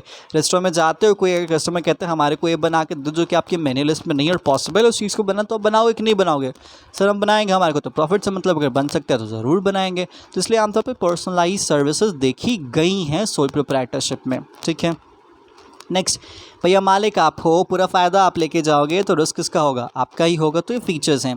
मेरिट की बात करते हैं तो देखो भाई यहाँ पे काफ़ी ज़्यादा फ्रीडम होता है, ठीक है, कोई रिस्ट्रिक्शन नहीं होता है, ठीक है, बहुत सारे स्कोप हैं जो आपको एक्सपेरिमेंट करना है आराम से कर सकते हो। आप अपने क्रिएटिविटी और इनोवेटिवनेस का तगड़ा इस्तेमाल कर सकते हो सोल प्रोप्राइटरशिप में, क्योंकि वही बात है, आपका बिजनेस, आपका दिमाग, आपका पैसा, आपकी क्रिएटिविटी, आपका इनोवेटिवनेस, आपका रिस्क, आपका प्रॉफिट, कोई भी इंटरफेयर करने वाला नहीं है। हाँ, वो एक लीगल परव्यू में हो, लीगल डोमेन में हो तो इम्पॉर्टेंट होता है वो चीज़, अदरवाइज़ फिर आपके लिए भी दिक्कत हो जानी है। नेक्स्ट, इसके कुछ और लिमिटेशंस हो जाते हैं। देखो भाई, अगर आप अकेले हो तो पैसा भी आप लगाओगे, ठीक है, मान लेते हैं आपको कि सर हम पैसा तो ठीक है लगा लेंगे, लेकिन वॉट अगर आपको बिजनेस बढ़ाना हो तो आपको कि सर लोन ले लेंगे। कितना लोन मिलेगा ये भी बताओ, ठीक है, क्या आपको 10,000 करोड़ लोन मिल सकता है सोल प्रोप्राइटरशिप में? नहीं मिल सकता है। तो इसीलिए बिजनेस की साइज़ पे लिमिटेशन है, ठीक है। बैंक लोन तो देते हैं लेकिन वो भी क्या होता है, लिमिटेड होता है, वो इतना ज़्यादा नहीं होता कि आप एक अच्छे लेवल पे, मतलब बहुत बड़े लेवल पे उसको एक्सपैंड कर पाओ, ठीक है। आप चेन स्टोर्स बना सकते हो max to the max, but एक बहुत बड़ी एमएनसी के फॉर्म में ये नहीं बन सकता है, ठीक है, क्योंकि उस पर लिमिटेशंस हैं। नेक्स्ट है, पर्सनलाइज सर्विसेज होती हैं तो फ़ायदा होता है क्योंकि कस्टमर का भरोसा, जैसे अगर आपने कोई बुटीक खोला या फिर अगर आपने कोई टेलरिंग शॉप खोली तो भाई कस्टमर के अकॉर्डिंग ही आप चीज़ें दोगे, और जहाँ पे कस्टमर के अकॉर्डिंग चीज़ें होती है कस्टमर को ज़्यादा पसंद आता है वो चीज़, ठीक है। तो ये फंडा है आपके यहाँ। नेक्स्ट यहाँ पे है, देखो भाई पूरा का पूरा अगर प्रॉफिट आप लेके जा रहे हो तो पूरा का पूरा नुकसान भी आपको होने वाला है, और ये लिमिटेशन है, आप अपने नुकसान को लोगों में बांट नहीं सकते हो। बहुत बार छोटा सा नुकसान भी आपके बिज़नेस को बंद करवाने की ताकत रखता है। तो ये था आपके सोल प्रोप्राइटरशिप का फंडा, ठीक है। देखो भाई, यही सारी चीज़ें यहाँ पे आपके सामने एक पूरा कंटेंट के फॉर्म में रखा गया है, ठीक है। और इसलिए आमतौर पे लोग कहते हैं कि बिज़नेस काफ़ी लोकल होता है, एक अच्छे लेवल पे नहीं होता है, जो एम्प्लॉय होते हैं इनके पास वो एक्सपर्टीज़ वाले नहीं होते हैं, बेस्ट क्वालिफाइड मैनेजर्स नहीं हायर कर सकते हैं क्योंकि इनके पास पैसे की कमी होती है, जो कि बट ऑब्वियस सी बात है। इसलिए आप इसको जब ब्रशअप करोगे, इंटरनल पढ़ोगे तो आपको समझ में आ जाएगा कि क्या बता रहा है, बट ओवरऑल जो क्रक्स है वो यही है, ठीक है।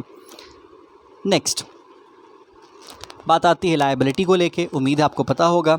देखो भाई, बिज़नेस की लायबिलिटी हमेशा अनलिमिटेड होती है। सवाल आता है कि बिजनेसमैन की लायबिलिटी क्या है, तो सोल प्रोप्राइटरशिप में बिजनेस और बिजनेसमैन में कोई अंतर ही नहीं है, तो इसलिए बिजनेस की लायबिलिटी अनलिमिटेड है, तो बिजनेसमैन की लायबिलिटी, सोल प्रोप्राइटर की भी लायबिलिटी क्या होगी, अनलिमिटेड होगी। मतलब धंधा डूबा, चौपट हुआ, तो उस केस में अगर पैसा डूबा है तो सामने वाला बंदा आएगा और आपसे पैसा मांगेगा और आपको पैसा देना पड़ेगा अगर आपके पास पैसा है, अगर आप इंसॉल्वेंट नहीं हुए हो तो, ठीक है। नेक्स्ट है भैया, गोइंग कंसर्न का बड़ा पंगा होता है इस पर। इंसान ख़त्म, धंधा पानी वाला, तो उसके साथ उसका बिजनेस भी ख़त्म हो सकता है। तो गोइंग कंसर्न थोड़ा सा एक तरीके से प्रॉब्लमेटिक सिचुएशन लेके आ जाता है सोल प्रोप्राइटर के सामने, क्योंकि यहाँ पे साफ साफ कहता है कि उसकी मौत के बाद उसकी फैमिली, उसके सक्सेसर्स, उसके लीगल एयर की विलिंगनेस पर डिपेंड करता है कि क्या वो उस बिज़नेस को कैरी करना चाहेंगे, नहीं कैरी करना चाहेंगे। ऑब्वियसली बात है, प्रॉफिटेबल होता है, अच्छा खासा प्रॉफिटेबल होता है तो भाई वो कैरी करेगा, उनके बेटे बेटियाँ जो भी हैं, नहीं होगा तो नहीं करेंगे, that's it. Next, succession of ownership. देखो भाई, सक्सेशन ऑफ ओनरशिप में यहाँ पे आमतौर पे लॉ ऑफ इनहेरिटेंस काम करता है, ठीक है।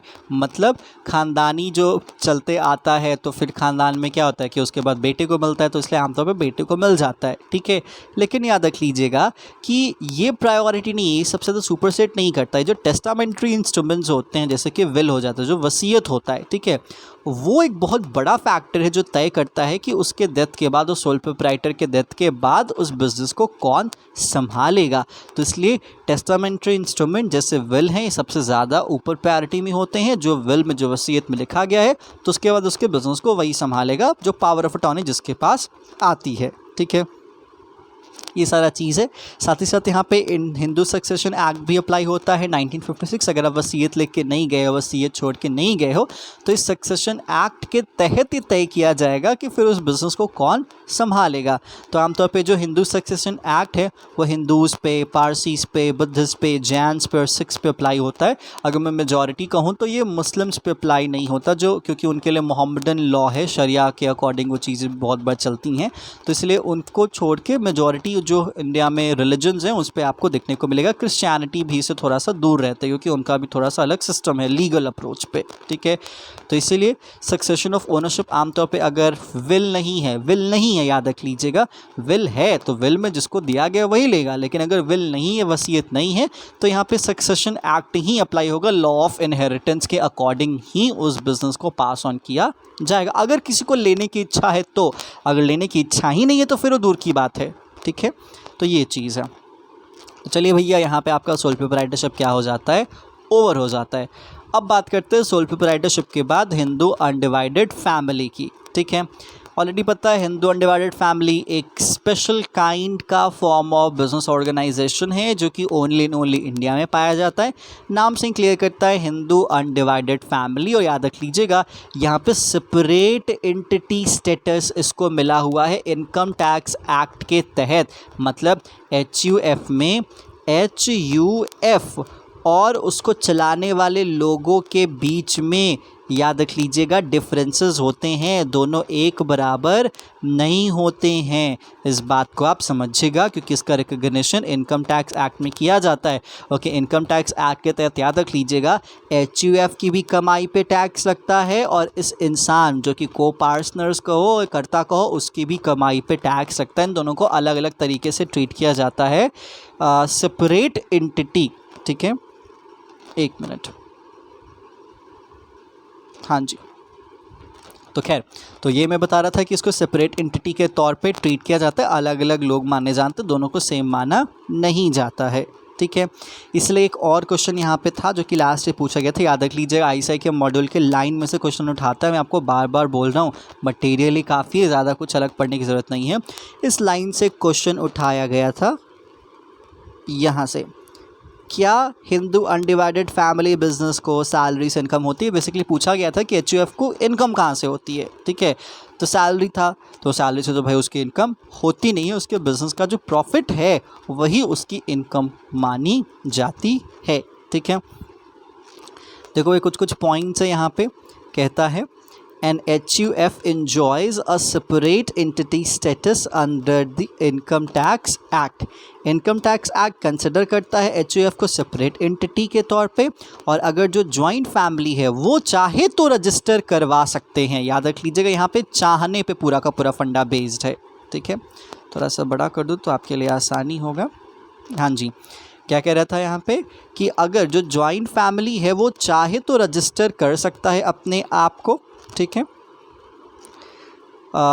इनकम अंडर फॉलोइंग हेड्स, ठीक है। अब यहाँ पे प्रॉफिट से इनकम होता है, प्रॉफिट एंड गेन से होता है business of profession, income from house property, capital gain और इनकम फ्रॉम अदर सोर्सेस, ठीक है। और इसलिए इनकम टैक्स एक्ट में HUF जिसको सेपरेट एंटिटी माना गया है, जॉइंट फैमिली बिजनेस से उसकी कमाई अलग होती है और उसकी कमाई सैलरी से नहीं होती है। बेसिकली क्वेश्चन में लिखा हुआ था कि income from salary, income from house property, income from other sources, income from profit and gains and all. तो इस तरीके से क्वेश्चन फ्रेम किया गया था। तो इसलिए इस पॉइंट पे मैं थोड़ा सा ज़्यादा फोकस कर रहा हूँ क्योंकि ऐसे ही पॉइंटर से क्वेश्चन उठाए जाते हैं, ठीक है। अब चलो भाई, इसमें जो बताना था वो चीज़ें हो गई हैं, ज़्यादा इसमें आपको ध्यान देने की ज़रूरत नहीं है। यहाँ पे भी अगर मैं एक लॉ की बात करूँ तो अगर आपसे कोई पूछे कि बताओ हिंदू अनडिवाइडेड फैमिली कौन से लॉ से फॉलो होता है, गवर्न होता है, तो आप कहोगे हिंदू सक्सेशन एक्ट या हिंदू लॉ, ठीक है। जो भी आप कह रहे हैं, क्योंकि इसमें बहुत सारे लॉज अप्लाई होते हैं तो इसलिए ये ध्यान से आपको समझना पड़ता है। नेक्स्ट, इसके फीचर्स मेरिट और डीमेरिट देख लेते हैं। सबसे पहले फीचर में बात आती है मेंबरशिप, ठीक है। तो देखो भाई, फैमिली में पैदा लेना और हिंदू फैमिली में पैदा लेना, हिंदू में यहाँ पे कौन कौन काउंट किए जाएंगे, हिंदू तो काउंट किए ही जाएंगे, बुद्धिस्ट भी काउंट किए जाएंगे, जैन्स भी काउंट किए जाएंगे और सिख भी काउंट किए जाएंगे, ठीक है। ये सारे, और पारसी भी काउंट किए जनरली जाते हैं। तो इसलिए इनका जो मेंबरशिप है वो बाय बर्थ मिलता है, ठीक है। जो रिसोर्सेज इस्तेमाल होते हैं वो फैमिली के रिसोर्सेज इस्तेमाल होते हैं। Only family property, ancestral property का इस्तेमाल किया जाए। किसी की पर्सनल प्रॉपर्टी है तो उसका इस्तेमाल नहीं किया जा सकता, इस बात को आप ध्यान से समझ लीजिएगा।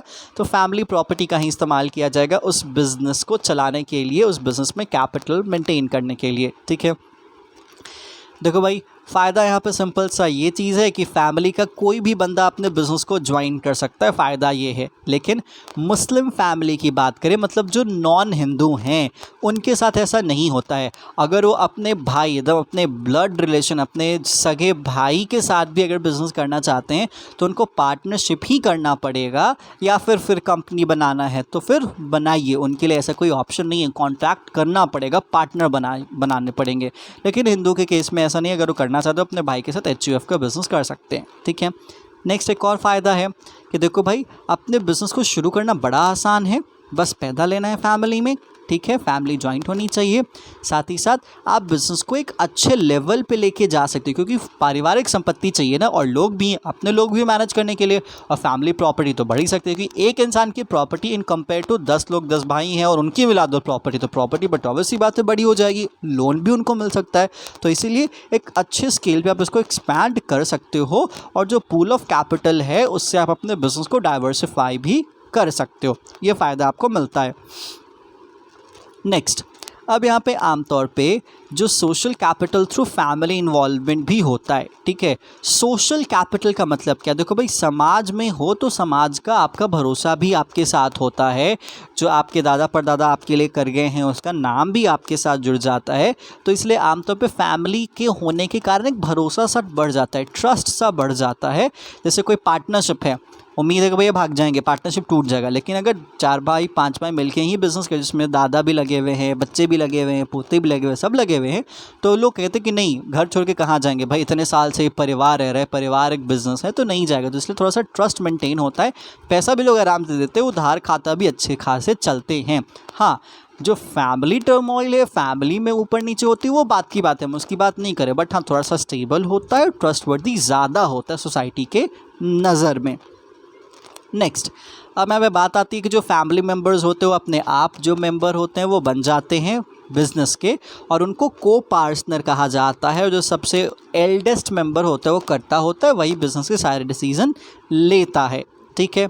साथ ही साथ यहाँ पे इसके कुछ नुकसान हो जाते हैं, ठीक है। देखो यहाँ पे नुकसान कहता है कि that ownership in family business is an ascribed rather than earn status, ठीक है। कमाया हुआ नहीं होता, मतलब कोई अगर भाई मेहनत कर रहा है, खूब मेहनत कर रहा है, दूसरा नहीं कर रहा है, कोई फ़र्क नहीं पड़ रहा सर जी, इक्वली बटेगा, ऐसा नहीं कि अनईक्वल बटेगा, क्योंकि भाइयों भाइयों में तो इक्वली बटना होता है। तो इसीलिए स्क्राइब्ड होते हैं और नहीं होते हैं, और इसलिए थोड़ा सा फ्रस्ट्रेटिंग होता है। It can actually be quite frustrating for the outsiders. जैसे जो मैनेजर है, ठीक है, अब मैनेजर क्या देखेगा कि चलो साहब जी के बेटे हैं, कितना भी ऊपर नीचे करे, इट्स लाइक कि वो कितना भी बेवकूफ़ हो या फिर कुछ भी पंगे कर इधर उधर बस करते रहे, भाई हम बिज़नेस को चला रहे हैं, मालिक के साथ बिज़नेस को मैनेज हम कर रहे हैं, और भाई वो तो एकदम आवारागर्दी कर रहा है, लेकिन फ़ायदा उसी को मिल रहा है, उनके भाइयों को मिल रहा है। तो अगर एक बंदा है जिसके 4 बेटे हैं और वो चारों बेटे कुछ खास बिज़नेस में पार्टिसिपेशन नहीं करते, आते हैं ऑफिस और ऑफिस में बैठ जाते हैं, फिर तफरी करने शाम को निकल जाते हैं, और इस साहब जी के साथ बेचारा इनका मैनेजर है जो पूरा टाइम लगा रहता है, तो उसको क्या सोचने को मिलेगा, भाई इतना मेहनत मैं अपने लिए कर लिया तो ज़्यादा फ़ायदा होता। तो आउटसाइडर्स के लिए थोड़ा सा फ्रस्ट्रेटिंग होता है, डीमोटिवेटिंग होता है, लेकिन उसके लिए कोई फ़र्क नहीं पड़ता। भैया ऑब्वियस बात है, आप एम्प्लॉय हो तो आप एम्प्लॉय के तरीके से काम करोगे। तो ये फंडा थोड़ा सा देखा गया है आपके HUF में, ठीक है। नेक्स्ट, डिसीजन मेकिंग अथॉरिटी की बात आती है। तो जो डिसीजन मेकिंग अथॉरिटी वो क्विक होता है, क्योंकि करता ही करता है, याद रख लीजिएगा, और कोई भी नहीं करता। हाँ, फैमिली में डिस्कशन हो सकता है, फैमिली के जो लोग हैं वो एक्टिव रोल प्ले कर सकते हैं, लेकिन जो एंड डिसीजन होगा वो करता ही लेगा। किसी को ऑब्जेक्ट करना है तो करो, छोड़ के जाना है भैया चले जाओ, कोई पंगा नहीं है, ठीक है। तो इसीलिए एक इनफॉर्मल अप्रोच भी अपनाया जाता है। साथ ही साथ ये ध्यान रख लीजिएगा, जब हम लाइबिलिटी की बात करेंगे तो बिज़नेस की लाइबिलिटी मैंने आपको कहा कि हर केस में अनलिमिटेड होती है, लेकिन HUF में 2 लोग हैं, एक होते हैं कर्ता और एक होते हैं को पार्टनर्स। तो कर्ता की लाइबिलिटी अनलिमिटेड होती है, को पार्टनर्स की लाइबिलिटी लिमिटेड होती है। ये क्या है, अनलिमिटेड लाइबिलिटी का मालिक है, और ये लोग क्या होते हैं, लिमिटेड लाइबिलिटी के मालिक होते हैं, ठीक है। तो उम्मीद है आपको अनलिमिटेड लायबिलिटी ऑफ कर्ता का पॉइंट समझ में आया होगा, ठीक है। तो इसलिए अगर इंसॉल्वेंसी होता है तो यहाँ पे कर्ता का जो पर्सनल पार्ट है, जो पर्सनल हिस्सा है, उसका इस्तेमाल किया जाएगा, बाकी जो को पार्टनर्स हैं उसका हिस्सा यूज़ नहीं किया जाएगा। नेक्स्ट इसके फेट, इसके भविष्य, इसके फ्यूचर की बात करते हैं। तो देखो भाई, अगर फैमिली डिस्प्यूट हुआ, परिवार टूटा, तो HUF उसी वक्त ख़त्म हो जाएगा, याद रख लीजिएगा। ठीक है, तो जो गोइंग कंसर्न है वो फैमिली के रिलेशंस पे डिपेंड करते हैं। ठीक है, अब देखो यहाँ पे कहता है few family businesses last beyond third generation. Often, family feeds results in business splits. In India, the splits in business houses of Birla, Modi, Goenkas are more recently. The split in the second generation of Ambanis are instant to this effect. तो परिवारों का बंटना थोड़ा सा ज़्यादा common हो गया है, तो इसीलिए HUF काफ़ी अनकॉमन हो गया है आज के बिजनेस प्रोफाइल्स में, अगर आप देखते हो तो। Next, succession. अगर कर्ता की डेथ होती है तो लॉ ऑफ इनहेरिटेंस फॉलो किया जाता है। और जैसा कि आपको पता है कि अगर एक फादर हैं और उसके अगर 4 बच्चे हैं, ठीक है, ये सब उनके एज वाइज हैं, तो इनके बाद यही इनकी जगह लेगा, बड़ा वाला बेटा ही सक्सेसर माना जाता है, वो कुछ भी करे, याद रख लीजिएगा। ठीक है, हाँ, अब नॉर्मल नहीं होना चाहिए, मतलब अनसाउंड माइंड नहीं होना चाहिए। ठीक है, ये थोड़ा ध्यान रखना पड़ेगा आपको। तो इसलिए कहता है कि बाय विल मतलब टेस्टामेंट, जो वसीयत होता है, या फिर और याद रख लीजिएगा लॉ ऑफ इनहेरिटेंस का अप्लाई किया जाएगा। जो विल कहेगा वो मानोगे, लेकिन कर्ता के बाद वो बड़ा भाई ही पोजीशन लेगा उसके जगह की। ठीक है, तो इसलिए थोड़ा सा ध्यान से समझना पड़ेगा आपको ये वाला पॉइंट। That's it. चलिए, यहाँ पे तो बात हो गई किस चीज़ की, तो यहाँ पे बात हो गई आपके हिंदू अनडिवाइडेड फैमिली बिजनेस की। अब बात करते हैं पार्टनरशिप की।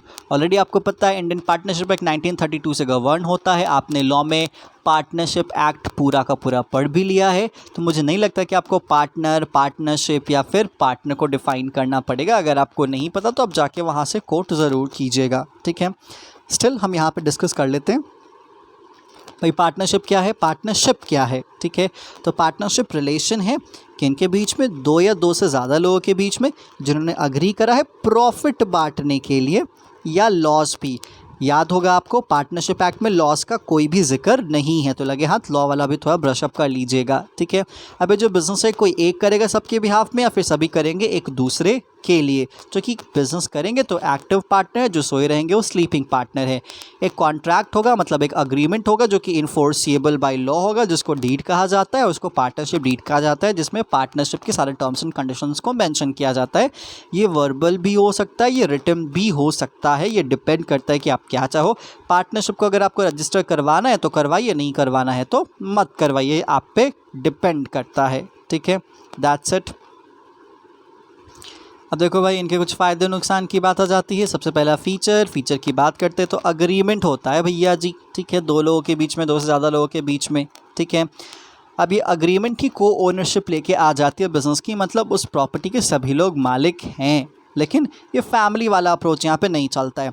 2 या 2 से ज़्यादा लोग होने चाहिए। हाँ जी, बिज़नेस को आगे बढ़ाना है, प्रॉफिट बांटना है, लॉस बांटना है, तो आपको करना पड़ता है। ठीक है, और इनफैक्ट कंपनी की भी बात करते तो कंपनी भी एक आर्टिफिशियल पर्सन है जो कि पार्टनर के तौर पे एडमिट की जा सकती है। मतलब अगर 2 नेचुरल पर्सन है और एक कंपनी को पार्टनर बनाना चाहे तो कंपनी थर्ड पार्टनर के तौर पे आ सकती है, ऐसा नहीं है कि नहीं आ सकती है। लेकिन इसके लिमिटेशंस हैं, जैसे कि आपके सामने मेंशन किया गया है। मैक्सिमम नंबर ऑफ पर्सन पे, जो कि 10 हैं बैंकिंग बिजनेस में और 20 हैं अदर बिजनेस में। ठीक है, और यहाँ पे लिमिटेशन की ज़रूरत होती है, ऐसा नहीं है कि नहीं होती। हाँ, अगर आपको बहुत बड़ा लेके जाना है तो कंपनी में लेके चले जाइए, कोई दिक्कत नहीं होती है। तो इसलिए थोड़ा सा ध्यान देना पड़ता है नंबर पे। नेक्स्ट, अब यहाँ पे और भी पॉइंट है। देखो भाई, प्रॉफिट बंटने की बात होगी तो जैसा आपके अग्रीमेंट पे मेंशन, जैसा कि आपके डीड में मेंशन है, उस तरीके से आप प्रॉफिट बांटोगे। अगर अग्रीमेंट डीड नहीं है तो आपको ऑलरेडी पता है कि प्रॉफिट हम इक्वली बांटेंगे। लॉस का बंटना ज़रूरी नहीं है, प्रॉफिट का बंटना ज़रूरी है। लॉस अगर कोई एक भी लेगा तो भी पार्टनरशिप है। ठीक है, माइनर का स्टेटस आपको याद होगा, पार्टनरशिप एक्ट 1932 के रेफरेंस में अगर आप देखते हो तो उसमें आपका याद होगा माइनर का जो सेक्शन था, सेक्शन नंबर 30, कि क्या माइनर को पार्टनर के तौर पे एडमिट किया जा सकता है कि नहीं किया जा सकता। तो आपका आंसर होगा कि हाँ जी, माइनर को पार्टनर के तौर पे एडमिट किया जा सकता है, लेकिन उसको बस फ़ायदा मिलेगा, वो लॉस नहीं लेगा। ठीक है, नेक्स्ट आपको म्यूचुअल एजेंसी की पॉइंट समझ लेनी चाहिए। म्यूचुअल एजेंसी याद होगा ट्रू टेस्ट ऑफ पार्टनरशिप के पॉइंट में लॉ में एक पॉइंट था, ठीक है। म्यूचुअल एजेंसी का मतलब क्या कि अगर पार्टनरशिप है और पार्टनरशिप में पार्टनर्स हैं, 3 पार्टनर हैं, तो ये सभी एक दूसरे के लिए और फर्म के लिए एज अ प्रिंसिपल और एजेंट के रिलेशन में बंधे हुए होते हैं। मतलब इस बिज़नेस के सभी क्या हैं, एजेंट हैं, एक दूसरे के सभी क्या हैं, एजेंट हैं, और एक दूसरे के सभी क्या हैं, प्रिंसिपल हैं, ठीक है। तो ये वाला फंडा था। नेक्स्ट, एक मिनट,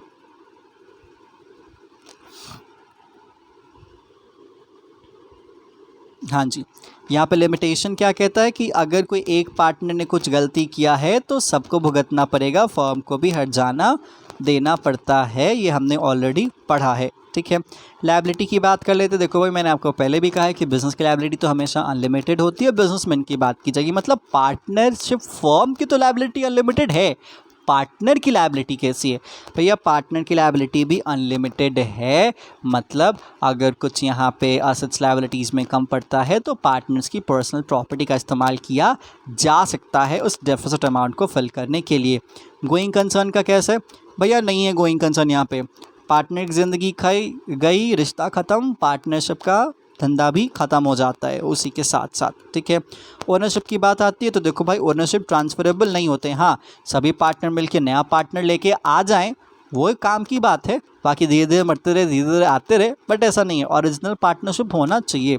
हाँ, पार्टनरशिप फॉर्म में नए पार्टनर को लाओ वो बात की बात है, लेकिन सभी पार्टनर के कंसेंट से ही आते हैं। तो आप ये कह सकते हो कि क्या कंप्लीटली गोइंग कंसर्न नहीं है? नहीं जी, गोइंग कंसर्न तो है, बट इतना भी नहीं है। सक्सेशन दिया जा सकता है इसको अगर तरीके से काम किया जाए तो ये तो बात होगी आपके पार्टनरशिप की कहानी की। अब बात करते हैं एलएलपी। आपको पता होगा लिमिटेड लायबिलिटी पार्टनरशिप एक ऐसा फॉर्म ऑफ बिजनेस ऑर्गेनाइजेशन था जिसमें कॉरपोरेट टच ऐड किया गया एक पार्टनरशिप फॉर्म में, क्योंकि पार्टनरशिप थोड़ा सा ट्रस्टवर्दी नहीं होता है। आप देखते होंगे मार्केट में भी पार्टनरशिप थोड़ा सा कॉमन नहीं है, क्योंकि लोगों का थोड़ा भरोसा कम होता है। तो इसको थोड़ा सा रजिस्ट्रेशन करवा के कॉरपोरेट टच ऐड करके इसको बना दिया गया लिमिटेड लायबिलिटी पार्टनरशिप। मतलब पार्टनरशिप के जो फ़ायदे हैं उसको ऐड किए गए और जो कंपनीज़ के फ़ायदे थे उसको भी ऐड यहाँ पे किए गए, ठीक है। जैसा कि नाम ही कहता है लिमिटेड लायबिलिटी पार्टनरशिप, तो ऐसा पार्टनरशिप का फॉर्म जिसमें बिजनेस में पार्टनर्स की लायबिलिटी क्या होती है? लिमिटेड होती है। और इसका रजिस्ट्रेशन याद रख लीजिएगा मैंडेटरी होता है, कंपलसरी होता है। पार्टनरशिप के केस में इंडियन पार्टनरशिप एक्ट 1932 में रजिस्ट्रेशन जो है कंपलसरी नहीं है, एडवाइजेबल है, ठीक है, कि हाँ जी आपको करवाना है करवा लीजिए, एडवाइस करते करवा लीजिए, अच्छा होगा। लेकिन एलएलपी कंपलसरी याद रख लीजिएगा, रजिस्ट्रेशन होना चाहिए उसका, और वो भी एलएलपी एक्ट 2008 के तहत होना चाहिए। मिनिस्ट्री ऑफ कॉर्पोरेट अफेयर्स, इसको शॉर्ट फॉर्म में एमसीए कहा जाता है। ये एपेक्स बॉडी है जो कि इसके पूरे फंडे को क्या करती है? रेगुलेट करती है, ठीक है। और याद रख लीजिएगा ये ओवरसीज़ में भी काम कर सकती हैं, ऐसा कोई इसका पंगा नहीं होता है। अब देखो भाई, यहाँ पे पॉइंट कुछ कहता है कि जो एलएलपी है उसमें डेजिग्नेटेड पार्टनर होते हैं, ऐसे पार्टनर जिनके पास अथॉरिटी होती है डिसीजन लेने की, साइन करने की। तो सब डेजिग्नेटेड पार्टनर नहीं होते, कुछ डेजिग्नेटेड पार्टनर्स होते हैं, ठीक है। साथ ही साथ इसमें सेपरेट लीगल एंटिटी होती है, बिजनेस अलग होता है, बिजनेस को चलाने वाले लोग अलग होते हैं, और इनका आइडेंटिफिकेशन नंबर इशू किया जाता है रजिस्ट्रेशन के बाद। और इनमें परपेचुअल सक्सेशन भी देखा गया, जैसे कंपनी में होता है ना कि जो कंपनी चलते जाएगी लोग अलग होंगे, तो एलएलपी में ऐसा है, पार्टनर्स आते जाएंगे। क्योंकि अगर नंबर जैसे मान लेते हैं 2 पार्टनर थे, तो ऐसा कहा जाता है कि अगर एक पार्टनर की डेथ हो गई तो दूसरे पार्टनर को ना तीसरा पार्टनर लाना पड़ता है 6 महीने के अंदर अंदर, अदरवाइज उसको मिनिस्ट्री ऑफ कॉर्पोरेट अफेयर्स अपने तरीके से हैंडल करती है। तो ये फंडा है इसका, तो इसलिए इसका परपेचुइटी देखा जाता है, परपेचुअल सक्सेशन होता है, ऐसा नहीं है कि नहीं होता है। साथ ही साथ यहाँ पे कुछ फीचर्स हैं, जैसे मैंडेटरी इनकॉर्पोरेशन है अंडर एलएलपी एक्ट 2008 में, ठीक है, और सेपरेट लीगल एंटिटी है। और जैसे कि मैंने आपको बताया कि एक कंपनी और पार्टनरशिप का मिला जुला रूप है, तो यहाँ पे कहता है कि हाइब्रिड फॉर्म है, ठीक है। अब इसे कुछ फीचर्स देख लेते हैं। देखो भाई, फीचर्स में ट्रेडिशनल पार्टनरशिप और मेरिट और लिमिटेशन की बात की गई, बाइफर्केशन की बात की गई है। फीचर्स में इसकी लायबिलिटी क्या है, लिमिटेड है, कोई पर्सनल लायबिलिटी नहीं है फ्रॉड के अलावा। याद रख लीजिएगा, फ्रॉड एक अलग ही कैटेगरी आ जाता है, तो उस केस में तो आप तो रिस्पॉन्सिबल हो गई, लेकिन अगर फ्रॉड नहीं करते, नॉर्मल बिजनेस चल रहा है, तो उस केस में जो लायबिलिटी होती है वो लिमिटेड है। पार्टनरशिप में ये क्या हो जाता है, अनलिमिटेड हो जाता है, जो कि एलएलपी में फ़ायदे वाली चीज़ आपको दिखती है। ठीक है। इनकॉर्पोरेशन एलएलपी का क्या है, मैंडेटरी है। पार्टनरशिप का इनकॉर्पोरेशन मैंडेटरी नहीं है। ठीक है, लेकिन फ़ायदा है यहाँ पे, अगर आप रजिस्ट्रेशन करवाते हो तो रूल्स हैं, रेगुलेशंस है, हर तरीके से ट्रांसपेरेंट चीज़ें, क्लैरिटी है, ऐसा नहीं कि क्लैरिटी नहीं, क्रेडिबिलिटी भी है, भरोसा भी होगा मार्केट में इन चीज़ों को लेके। नेक्स्ट, यहाँ पे याद रख लीजिएगा, सेपरेट लीगल एंटिटी होती है। ठीक है, सेपरेट लीगल एंटिटी के कारण फ़ायदा ही है, क्योंकि सेपरेट लीगल एंटिटी होगी तो जैसे कि पार्टनरशिप में गोइंग कंसर्न नहीं होता, लेकिन एलएलपी में गोइंग कंसर्न हो जाता है। अब फ्यूचर में लंबा आपका बिजनेस चलेगा। ठीक है, एलएलपी में मिनिमम 2 और कोई लिमिटेशन नहीं है मैक्सिमम की, लेकिन पार्टनरशिप में लिमिटेशन है, मिनिमम 2 और मैक्सिमम 10, बैंकिंग बिजनेस में, अदर फॉर्म में 20। ये भी फ़ायदे वाला सौदा आपके सामने हो जाता है। ठीक है, ROC is the administrating authority, registrar of company, क्योंकि ऑलरेडी याद रख लीजिएगा मिनिस्ट्री ऑफ कॉर्पोरेट अफेयर्स के तहत इसको मैनेज किया जाता है, वो एपेक्स बॉडी होती है। तो इसलिए जो एलएलपी है ना, उसका जो एडमिनिस्ट्रेटिव अथॉरिटी, एडमिनिस्ट्रेटिंग अथॉरिटी है, वो आरओसी, रजिस्ट्रार ऑफ कंपनीज़ है। ठीक है, लेकिन पार्टनरशिप में ये रजिस्ट्रार ऑफ फर्म्स होते हैं। और ये फ़ायदा ये है कि आमतौर पे जो स्टेक होल्डर्स हैं उनके नज़र में आरओसी की वैल्यू थोड़ी ज़्यादा होती है, तो इसलिए यहाँ पे क्रेडिबिलिटी, ट्रस्ट फैक्टर थोड़ा ज़्यादा होता है। ठीक है, स्टैट्यूटरी कंप्लाइंस मतलब लीगल फॉर्मेलिटीज़, लॉ का फॉलो होना ज़रूरी कहाँ पे है, ज़्यादा है, कम है, तो पार्टनरशिप में कुछ नहीं है। बस इंडियन पार्टनरशिप एक्ट 1932 है, वो भी रजिस्ट्रेशन करवाओगे तो अप्लाई होगा, नहीं करवाओगे तो नहीं अप्लाई होगा, डिपेंड करता है।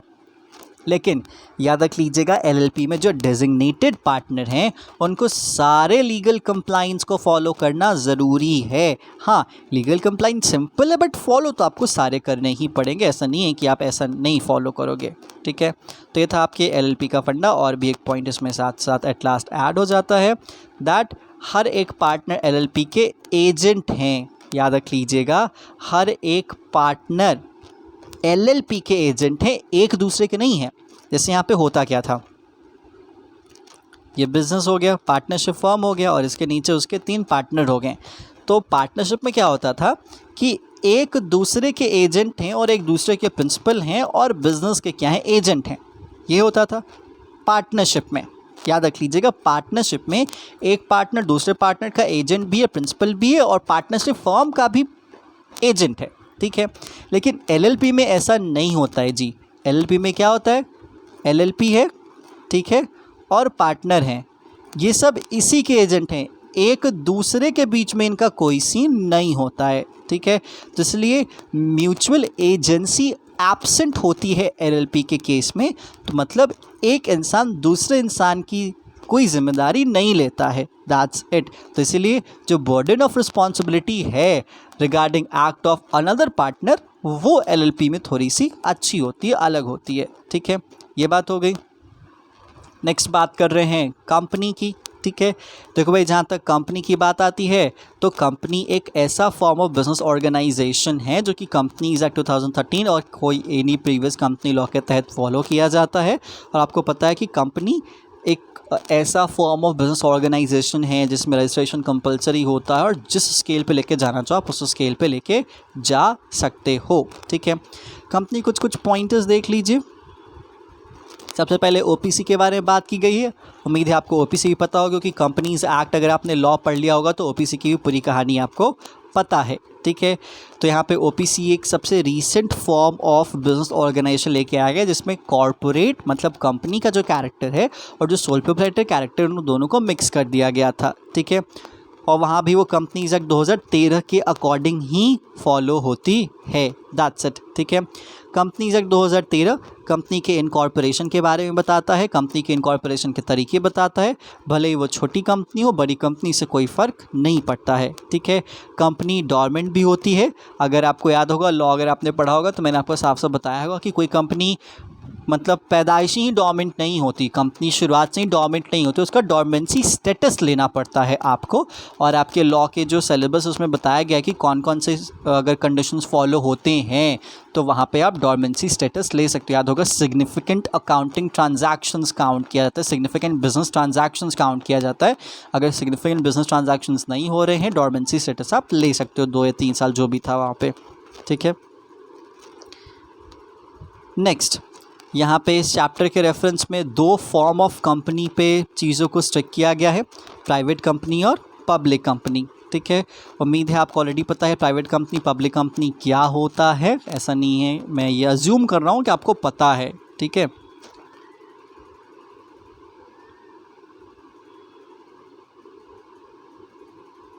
देखो भाई,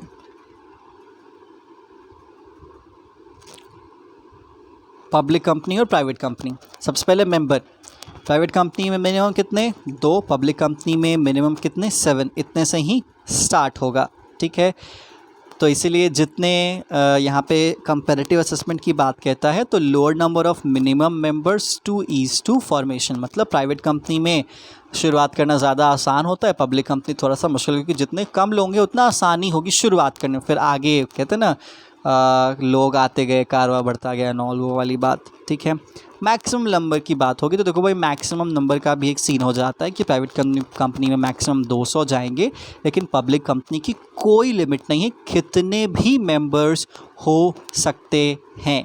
ठीक है, तो इसलिए जितने मेंबर्स होंगे उतने फंड्स होंगे, फंड्स पे कोई लिमिटेशन नहीं है, तो फिर प्राइवेट कंपनी के फंड पे लिमिटेशन आ जाती है। नेक्स्ट, शेयर के ट्रांसफरेबिलिटी पे बात होगी। प्राइवेट कंपनी में ट्रांसफरेबल नहीं है, पब्लिक कंपनी में ईजिली ट्रांसफरेबल है, स्टॉक मार्केट में, स्टॉक एक्सचेंज में आप लिस्टिंग कर सकते हो। नंबर ऑफ़ डायरेक्टर्स, प्राइवेट में मिनिमम 2 होने चाहिए, पब्लिक में मिनिमम कितने होने चाहिए 3 होने ही चाहिए।